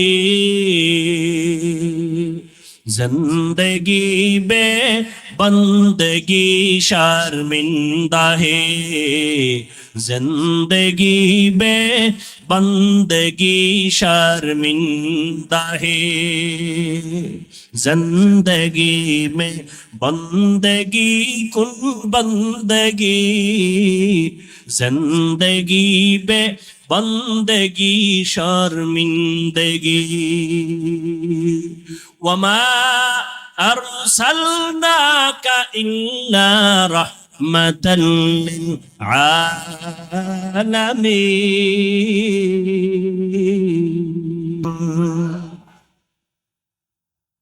রাখাল যখন দেখলো যেই বকরি কখনো দুধ দিবে না, হঠাৎ করে দুধ চলে আসছে, এই বান্দা সাধারণ না, এই বান্দা বড় দামি। পাশের লোকটা দাঁড়ানো কে দেখছেন নি? খবর নাই। কে? আবু বকর সিদ্দিককে জিজ্ঞাসা করলেন কে? ইনি হলেন রাহমাতুল লিল আলামিন, আব্দুল্লাহর পোলা মুহাম্মদ। নাম শুনছি। তিনি কি বলে? হ্যাঁ, তাই তো এই অলৌকিক ঘটনা প্রকাশ পেল। এবার মাথা নত করে বলে, পয়গম্বর আমাকে আপনি তাড়াতাড়ি কালেমা পড়ে দেন। এই রাখাল আর কেউ না, কলিজার সাহাবী আব্দুল্লাহ ইবনে মাসউদ রাদিয়াল্লাহু তাআলা আনহু। ইমামুল আউয়ালিনাল আখিরিন বাহরে সাদকা রাহমাতাল লিল আলামিন সাইয়্যিদুল কাউনাইন খাতমুল মুরসালিন আখির আমদ উদে ফখরুল আউয়ালিন। এরে আল্লাহর বান্দা ভালো করে বুঝো, অন্যদিকে তাকাইয়া তামাশা দেখবা না, অন্য কান্দে ওদিকে তাকায় না। তোমার চোখে কেন পানি নাই সেই চিন্তা করো। একজনে আল্লাহর মোহাব্বতে চিৎকার দেয়, তোমার মধ্যে সেই জালজালা কেন হয় না? ওরে আগুন লাগলে তো শরীরটা গরম হবে, এটাই তো স্বাভাবিক। আগুন লাগলে তো গরম তাপ লাগবে, শরীর গরম হবে, এটাই স্বাভাবিক। আগুনের পাশে বসো, তোমার ভাইয়ের শরীর গরম হয়, তোমার শরীর কেন গরম হয় না? কারণটা কি? তোমার ব্যাটারিতে চার্জ নাই, তোমার ঈমান দুর্বল, তোমার আমল দুর্বল। মাওলার কাছে কান্না করো, হে মালিক আজকে মানুষ হইলাম, পরিচয় দেই আমি মানুষ, কিন্তু এখনো মানুষ হতে পারি নাই। আব্দুল্লাহ ইবনে মাসউদ নবীর মুজিজা দেখে কালেমা পড়লেন। ওমরের মতো বান্দা নবীর কল্লা কাটতে আসিয়া 27 বছরের নবীর হাতে কালেমা বললেন। ও নবীর আশেকের দল, আজকে তাবলীগওয়ালারা বয়ান করে, পীর সাহেবরা বয়ান করে, জুমার দিন খতিব সাহেবরা বয়ান করে। আমার মায়ার নবী মক্কা নগরীতে আসছেন এমন একটা জায়গায়, এত দামি জায়গা কেন না পাক? এর একমাত্র কারণ এই মানুষগুলো এত খারাপ হইলো কেন? যেই জমিন এত নবী আসলো, এত দামি ঘর হইলো, এই মানুষগুলো অন্য জায়গার থেকে একটু ভালো হওয়ার কথা, এরা খারাপ কেন? এর যতটা জবাব আছে এর মধ্যে শ্রেষ্ঠ জবাব হলো এরা আল্লাহর নবী আসার আগ পর্যন্ত এরা মুরব্বি হারা ছিল, এই জন্য দিক বেদিক হয়ে গেছে। ঈসা নবী চলে গেলেন, মাঝখানে কোনো নবী নাই, কোনো মুরব্বি নাই। যারাও ছিল নবীর স্থলাভিষিক্ত, এরা দুনিয়ার লোভে পইরা ডান বাম হয়ে গেছে। হালালটারে হারাম কয়, হারামটাকে হালাল বলে। রোহবান এই সমস্ত ইহুদি আর খ্রিস্টানদের যারা নামদারি আলেম ছিল, এরা টাকা খাইয়া দুনিয়ার লোভে বিধানটাকে ডান বাম করে দিল। মানুষগুলো মূর্তি পূজায় লিপ্ত হয়ে গেল। যেই বাইতুল্লাহ এত দামি ঘর, ওই বাইতুল্লাহর ভেতরে 360টা মূর্তি ভেতরে টানানো। কয়টা? 360টা মূর্তি। এই খেয়াল করো ভালো করে, নবী আইসা নামাজ যখন শুরু করছে, বাইতুল্লাহর পাশে নামাজ পড়ছে, মূর্তি ছিল না? মক্কা বিজয়ের আগে তো মূর্তি নামায় নাই। মূর্তি ভেতরে 360টা মূর্তি। মায়ার নবী আল্লাহর মুহাব্বত নিয়ে নামাজ পড়তেছেন। প্রথম কিবলা বাইতুল মুকাদ্দাসের দিকে ফিরিয়া মদিনায় যাইয়াও আমার নবী ওই 16 মাস দীর্ঘ বছর পর্যন্ত বাইতুল মাকদিসে নামাজ পড়ছেন, কিন্তু নবীর দিলের তামান্না বাইতুল্লাহর দিকে ফিরিয়া নামাজ পড়বেন। মদিনার থেকে দক্ষিণ দিকে হলো বাইতুল্লাহ, ওদিকে ফিরিয়া কখন পড়বেন? নবীর মনে চায়। এত বছর নবী বাইতুল্লাহর দিকে ফিরতে পারে না, কিন্তু দিল কাঁদে বাইতুল্লাহর দিকে ফিরবে। নবী নামাজে দাঁড়াইলেন, রুকুর হালাতে জিবরাইল আমিন আইসা কয়, নবী এবার আপনি বাইতুল মাকদিস থেকে ফিরিয়া বাইতুল্লাহর দিকে হয়ে যান। জিবরাইল ঘুরাইয়া দিল। নামাজ 4 রাকাতের মাঝখানে 2 রাকাতে। ওই মসজিদকে মসজিদে কিবলাতাইন বলে, মদিনাতুল মুনাওয়ারার পাশে। ও নবীর আশিকের দল, এই মক্কার মানুষ খারাপ হওয়ার প্রধান কারণ এরা মুরব্বি পায় নাই। আল্লাহর কসম একবার, আল্লাহর কসম 2 বার, আল্লাহর কসম 3 বার, ওয়াল্লাহি বিল্লাহি তাল্লাহি, যতদিন পর্যন্ত এই জাতি মুরব্বি মানবে না, ততদিন পর্যন্ত এই জাতির কপালে শান্তি আসবে না। বর্তমান দুনিয়ায় এই উম্মতের মুরব্বি একমাত্র উলামায়ে আহলে হক। এদের বিরুদ্ধে যদি যায়, এদের পতন হবে মরার আগে, সেদিন বেশি দূরে না। আর যদি আলেমদের মানিয়ে চলে, আল্লাহ পাক শান্তির দরওয়াজা খুলে দিবে। মক্কার মানুষ এত খারাপ কেন? এরা মুরব্বি নাই, মুরব্বি মানে না, মুরব্বিদের উল্টা পাল্টা করে ফেলছে। এই জন্য আল্লাহর মোহাব্বত এখান থেকে শিক্ষা নাও। নবী আসলেন, মুরব্বী উম্মত পেয়ে গেল। নবী এখন মুরব্বী হইয়া উম্মতের ডাক্তার, চিকিৎসা করতেছেন। উম্মতের সুন্দর চিকিৎসা করার জন্য প্রধান কারণ হলো, প্রথম কাজ হলো সুন্দর ব্যবহার। নবী এমন সুন্দর ব্যবহার দিয়েছেন, মক্কার মানুষ নবীর আশেক হয়ে গেল। দুশ্মনেরাও যদি গালি দেয়, কিন্তু পেছন থেকে নবীরে মোহাব্বত করে। যেই মুহাম্মদ এত সুন্দর ব্যবহার, 63 বছর হায়াতে আমার নবী একটা মিথ্যা কথা জীবনে বলেন নাই। কেমন একজন নবী পেয়েছো, যেই নবীর জীবনে কোনো মিথ্যা কথা নাই? এমন একজন নেতা পাইবানি যে মিছা কয় না? আছে? মোবাইলটা ঘরের মধ্যে কানে লাগায় ঘরে থাইকা ওকে আমি জমি নেই নাই, আছে না নাই? বর্তমান মিথ্যার ফ্যাক্টরি হলো মোবাইল। আল্লাহ মিথ্যা থেকে হেফাজত করেন। এমন মায়ার নবী আমার জীবনে একটা মিথ্যা কথা বলেন নাই। কেমন নবী আমার, যেই নবী কোনোদিন কাউকে একটা গালি পর্যন্ত দেন নাই। নবীর সামনে দাঁড়াইয়া কত দুশ্মন অকথ্য ভাষায় গালাগালি করে, আমার নবী গালি দিবেন দূরের কথা, কোনো গালির জবাব দেন নাই। ও কুষ্টিয়ার মুসলমান, আল্লাহর মোহাব্বত অন্তরে জমা করে নাও। শিক্ষিত এলাকার মানুষ আপনারা, কুষ্টিয়ার বিশ্ববিদ্যালয় থেকে লেখাপড়া করে কত আলেম বের হইয়া উম্মতের দাওয়াত দেয়, দ্বীনে ইসলামের কাজ করে। ও কুষ্টিয়ার মুসলমান, ভালো করে বুঝো, কেমন নবীর আদর্শ পাইলা যে নবী একটা মিথ্যা কথা বলেন নাই। তুমি আমি কেন মিথ্যা বলবো ইচ্ছা করিয়া? কেমন নবী আমার যেই নবী একটা গালি কাউকে দেন নাই, গালির জবাব দেন নাই। আরো আশ্চর্য কথা হলো, মায়ার নবী আমার কারো দিকে চোখ গরম করে কখনো তাকান নাই। নবী চোখ গরম করে তাকান নাই। কেমন মায়ার নবী আমার, নবীর এই উত্তম ব্যবহার দিয়া মক্কার মানুষগুলোকে এত দামি বানায় দিলেন। আল্লাহ এক পর্যায়ে জিব্রাইলের পাঠায় কয়, আমি লিস্টি দিয়া দিলাম, নবীর লিস্টি দিয়া দাও। লিস্টির মধ্যে যাদের নাম আছে, নবী যেন ঘোষণা দিয়া দেয়, লিস্টির ভিতরে যাদের নাম তারা বিনা হিসাবে জান্নাতি। ও এলাকার মুসলমানেরা, ও যুবকেরা, ও বৃদ্ধ বাবাজি, ও পর্দার আড়ালের মা বোনেরা, সারা রাত যদি নবীর ইতিহাস বয়ান করি শেষ হবে না।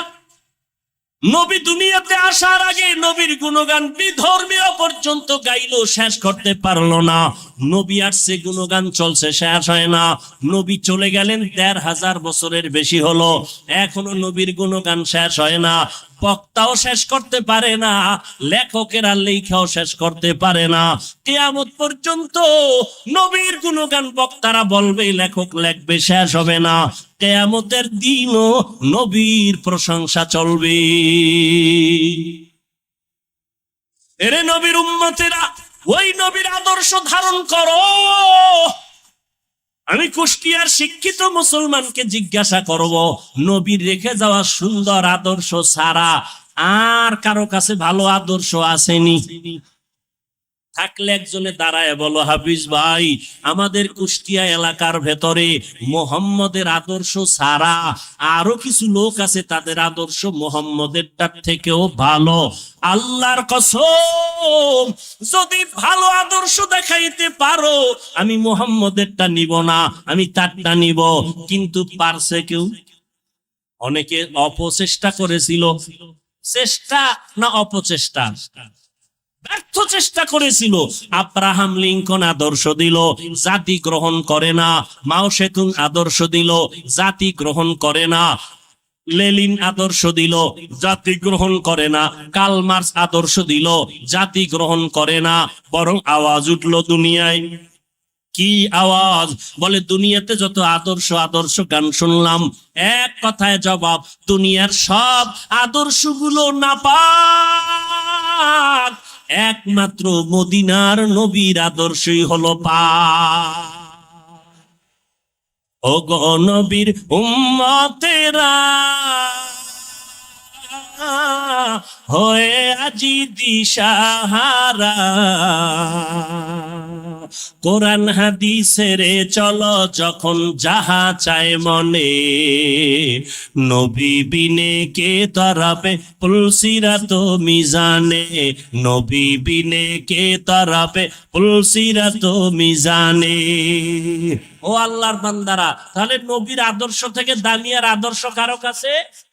সবাই একমত? দ্বিতীয় প্রশ্ন, নবীজির আদর্শ যে রেখে গেলেন মানবে কারা? হিন্দু, ইহুদি, খ্রিস্টান? সবাই একটু জিহ্বা নাড়ায়, আল্লাহ সাক্ষী, ফেরেশতারা লিখবে। বলো নবীর আদর্শ মানবে কারা? কোন দেশের মুসলমান? সারা দুনিয়ার? শুধু কুষ্টিয়ার মুসলমান বাপ? হ্যাঁ, তাহলে নবীর আদর্শ হিন্দু মানবে না, বৌদ্ধরা মানবে না, ইহুদিরা মানবে না, খ্রিস্টানেরা মানবে না, তুমি মুসলমান মানবা। কিন্তু কই নবীর আদর্শে দাড়ি লম্বা হয় না কেন? নবীর আদর্শে টুপি মাথায় উঠে না কেন? নবীর আদর্শ মতো 5 বেলার নামাজ পড়ো না কেন? এটা কি শুধু হুজুরেরা করবে? ও আল্লাহর বান্দা, যদি বলো হুজুর, ও হাফিজ ভাই, আমরা পারি না, আপনারা পারেন, এবার আমি বলবো রে বাবা, তোমার মতো যুবক জীবনে মাদ্রাসায় পড়ে নাই, স্কুল কলেজে লেখাপড়া করে, জেনারেল লাইনে চাকরি করে, ব্যবসা করে, সত্য কথাটা স্বীকার করো, তোমার মতো যুবক জীবনে মাদ্রাসায় পড়ে নাই, এমন যুবক স্কুল কলেজ ভার্সিটিতে পড়ে, 5 বেলার নামাজ পড়ে আছে না নাই?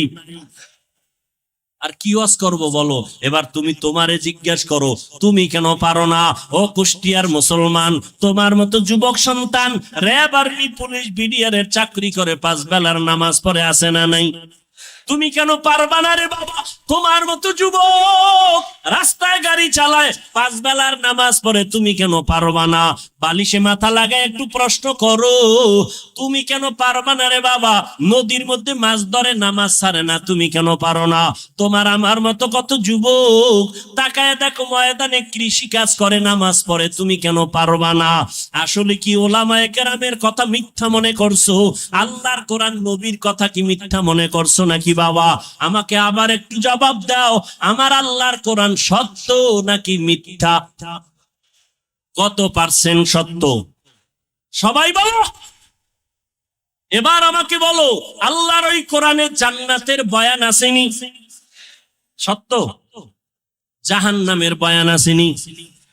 এবার বলো বাবা, ওই আল্লাহর কোরআনে জান্নাত জাহান্নামের বয়ান আছে, শুধু এতটুকু না, কারা জান্নাতে যাবে কারা জাহান্নামে যাবে আল্লাহ তাও বয়ান করেছেন। ইন্নাল আবরারা লাফি নাঈম ওয়া ইন্নাল ফুজ্জারা লাফি জাহিম। নেক আমল যারা করবে তারা জান্নাতের পথিক, যারা গুনাহ করবে তারা জাহান্নামের পথিক। ও আল্লাহর বান্দারা, জাহান্নামটা কেমন ভয়ঙ্কর, জান্নাতটা কেমন আরামের ঘর আমার আল্লাহ তাও বয়ান করেছেন। জান্নাতিন তাজরি মিন তাহতিহাল আনহার, এমন একটা জান্নাত আল্লাহ জান্নাত নেক আমলওয়ালাকে দিবেন, যেই জান্নাতে ঢুকলে কোনোদিন যুবকরা বুড়া হবে না, কালো থাকবে না, যেই জান্নাতে কোনো বাথরুম নাই, যেই জান্নাতে কোনো রোদের গরম, অসহ্যকর গরম নাই, যেখানে কোনো বিদ্যুতের লোডশেডিং নাই, ওই জান্নাত এমন আরামের জায়গা যেখানে শান্তি আর শান্তি আর শান্তি। আবারও জবাব দাও, এই জান্নাত পাবে কারা? গুনাহগার না নেক আমলওয়ালা? তোমার আমল কোথায় রে বাবা? আর যারা গুনাহ নিয়ে কবরে যাবে তাদের জন্য জাহান্নাম আল্লাহ বানায় রাখছেন। কেমন জাহান্নাম? আল্লাহ তাআলা কোরআনে বয়ান করেছেন, আল্লাতী তাত্তালিউ আলাল আফইদা, দুনিয়ার আগুন থেকে 70 গুণ জাহান্নামের আগুনের গরম হবে বেশি। ওই জাহান্নামটা গুনাহগারের জন্য, ওই জাহান্নাম এত ভয়ঙ্কর, দুনিয়ার আগুন হাতে লাগলে হাত জ্বলে, পা জ্বলে না, পায়ে লাগলে পা জ্বলে, হাত জ্বলে না। আল্লাহ বলেন জাহান্নামের আগুন এত মারাত্মক ভয়ঙ্কর আগুন, শরীরের যে কোনো জায়গায় লাগা মাত্র কলিজা পর্যন্ত ভুনা হয়ে যাবে। ও যুবক, আজকে আমিও তো তোমার মতো একটা যুবক, আমি যদি তোমার মতো প্যান্ট শার্ট টাই লাগাইয়া দাড়ি কামাইয়া রাস্তায় ঘুরতাম, মাস্তানি করতাম, কেউ বাধা দিত না। টুপি মাথায় দিলে মাথা গরম হয়, তোমার থেকে কম বুঝি না, এরপরও কেন টুপি ফালাই না? দাড়ি রাখলে যৌবনের ভাব চলে যায়, এগুলো বুঝি, এরপরও কোনো দাড়ি কাটি না। ও যুবক, বেপর্দায় চললে বড় যৌবনের ভাব মিটানো যায়, এরপরও কেন বেপর্দায় চলি না? ও আল্লাহর বান্দারা, নামাজ পড়তে অনেক কষ্ট, শীতের দিন ফজরের সময় নামাজ পড়াবো আরো কষ্ট, এরপরও কেন নামাজ ছাড়ি না রে বাবা? এই লম্বা জামাটা পরলে শরীর গরম লাগে, বুঝি, তারপরও কেন এই পোশাকটা ফালাই না? এর একমাত্র কারণ, আল্লাহর কোরআন পড়লাম, নবীর কথা দেখলাম, একটাও কোনো মিথ্যা নাই। অনেক বেঈমানেরা, পণ্ডিতেরা মিথ্যা প্রমাণ করার জন্য প্রচেষ্টা করছে, আজও পর্যন্ত আমার মাওলার কথা একটা ভুল বের করতে পারে নাই, পারছে? বরং বহু বেঈমানেরা কালেমা পড়ে মুসলমান হয়ে গেল। ও যুবক বাবা, চিন্তা ভাবনা করিয়া কবরের দিকে যাও, একটু চিন্তা করো রে বাবা, আমার মাওলার কোরআন সত্য। আজকের বৈজ্ঞানিকরা বলে জমিন থেকে 9,30,00,000 মাইল উপরে হলো সূর্য। এই জমিনটা যত বড়, তার থেকে 13 লক্ষ গুণ বড় সূর্য। এই সূর্যটা রাতের বেলা নাই, দিনের বেলা ছিল, এখনো কেন এত গরম লাগে, সহ্য করা যায় না? আল্লাহর কথা মিথ্যা না রে বাবা।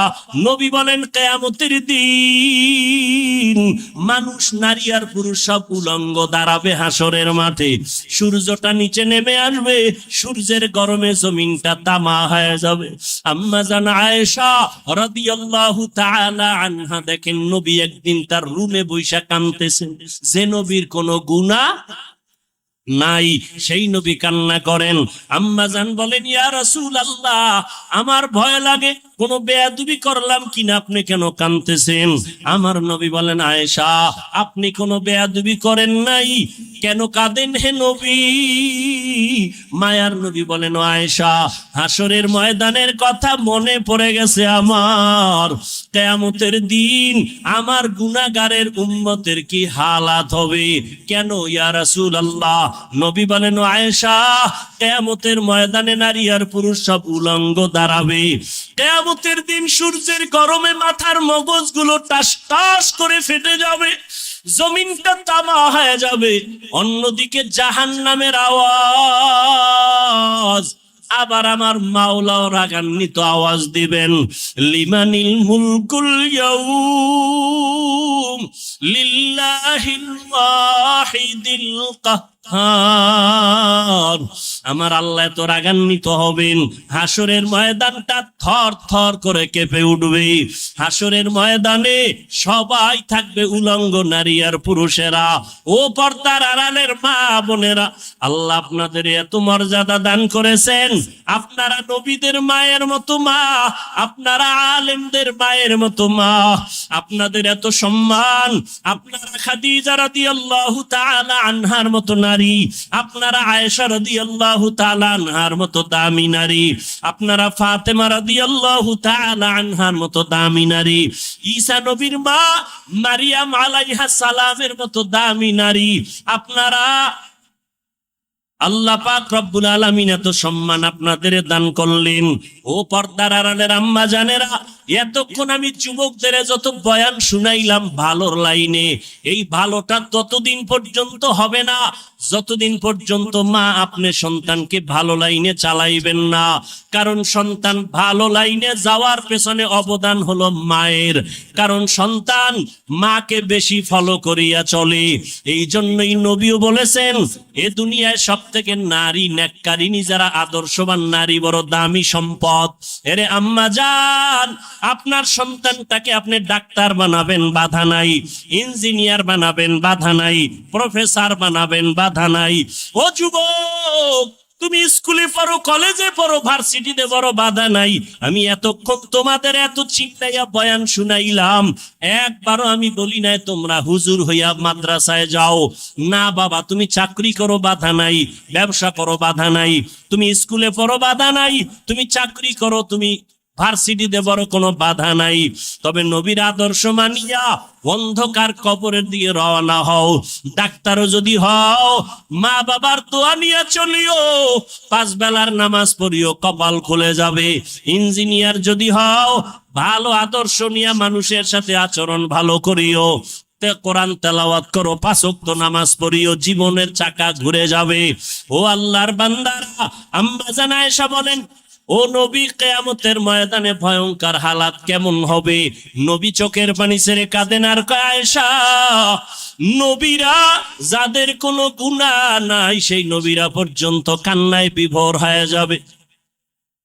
আদম নবী কান্না করবেন নিজেকে বাঁচাবার জন্য, মূসা নবী কান্না করবেন নিজেকে পরিত্রাণের জন্য, ইব্রাহিম নবী কান্না করবেন নিজেকে বাঁচাবার জন্য, মুক্তির জন্য, ঈসা নবী কান্না করবেন নিজেকে মুক্তি করার জন্য, উম্মতেরা যাবে সুপারিশের জন্য, আদম নবী তাড়ায় দিবেন, মূসা নবী তাড়ায় দিবেন।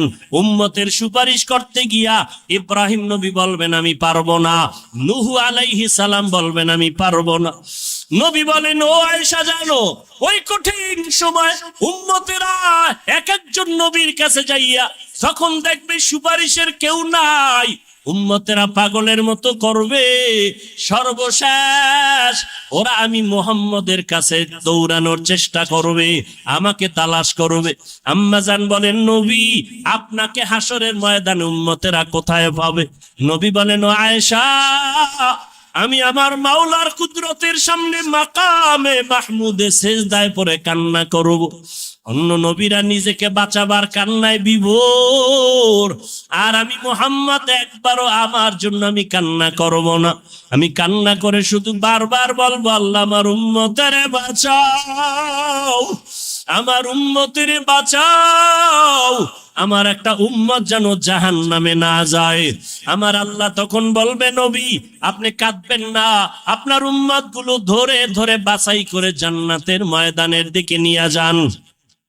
ও আয়েশা, আমি তখন খুশি মনে আমার উম্মত গুলো ধরে ধরে জান্নাতের ময়দানের দিকে নেওয়া শুরু করব। আম্মা জান আয়েশা বলেন, ইয়া রাসূলুল্লাহ, কোটি কোটি কোটি মানুষের ভেতরে আপনার উম্মত গুলো চিনবেন কি করে?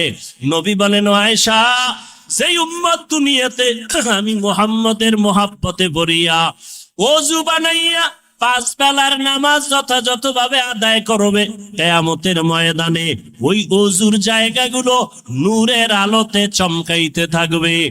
আমি নবী দেখে দেখে উম্মতকে জান্নাতের দিকে নিয়ে যাব। ও কুষ্টিয়ার মুসলমান বাবারা, ও যুবক বৃদ্ধ বাবাজি, পর্দার আড়ালের মা বোনেরা, কিয়ামতের ময়দানে আল্লাহ না করুন যদি আল্লাহর নবীর সুপারিশের কাতারে দাঁড়াইতে না পারি, বেনামাজি হইয়া যদি দাঁড়াই, বেপরদার অবস্থা নিয়ে যদি দাঁড়াই, তওবা না করে গুনাহ নিয়ে যদি যাই, নবী তখন বলবে, না তুমি আমার উম্মত না, আমি তোমার নবী না। আল্লাহ পাক বলবেন, ও ফেরেশতা, এই গুনাহগার বেনামাজি নাফরমানের জাহান্নামের হ্যান্ডকাপ লাগায় দাও। ও আল্লাহর বান্দারা, সূর্যের গরম সইতে পারি না, গুনাহ নিয়ে কবরে গেলে হাসরের ময়দানে কেমনে জাহান্নামের আগুন সহ্য করব? একটু নিজের চিন্তা করো। আজকে তোমার ডানে বামে, আমার ডানে বামে ভক্তবৃন্দের অভাব নাই, টাকা পয়সা বাড়ি গাড়ির অভাব নাই, মরিয়া গেলে সাদা কাফন ছাড়া কেউ নাই, অন্ধকার কবরে কেউ আমার আপন হইয়া যাবে না। অতএব এখনো সময় আছে, তওবা করে নাও, আল্লাহর মোহাব্বত নিয়ে উলামায়ে কেরামের পরামর্শ নিয়ে 5 ওয়াক্ত নামাজ পড়ো। এখনো সময় আছে, মনে মনে আমার আল্লাহকে ডাকো আর বলো, হে মালিক, জীবনে তো নামাজ কম সারি নাই, বেপরদায় কম চলি না, আজকে থেকে তওবা করলাম। আমার মতো যুবক স্কুল কলেজে পড়িয়া, ব্যবসা করে, চাকরি করে, যদি নামাজ পড়ে আমি কেন পারবো না? আজকে থেকে নামাজ ছাড়বো না, বেপরদায় চলবো না, দাড়ি কাটবো না, মা বাবার সাথে বেয়াদবি করবো না, মুরব্বীদের সাথে বেয়াদবি করব না, উলামায়ে কেরামের পরামর্শ নিয়া নবীর তরিকা মানিয়া চলবো, মা বাবার দোয়া নিয়া চলবো। তওবা করার মতো যদি নিয়ত হয়, অন্তরে যদি কোনো নেফাকি আর দুর্বলতা না থাকে, খাঁটি তওবা করার নিয়ত যাদের অন্তরে আছে, দুটো হাত আমার আল্লাহকে দেখাইয়া দাও। আয় আল্লাহ, আমাদের হাতগুলো কবুল করে নেন, তওবা কবুল করে নেন। তওবার উপরে মজবুত হইয়া নবীজির আদর্শ মানিয়া উলামায়ে কেরামের পরামর্শে চলার তৌফিক দান করেন, আমিন।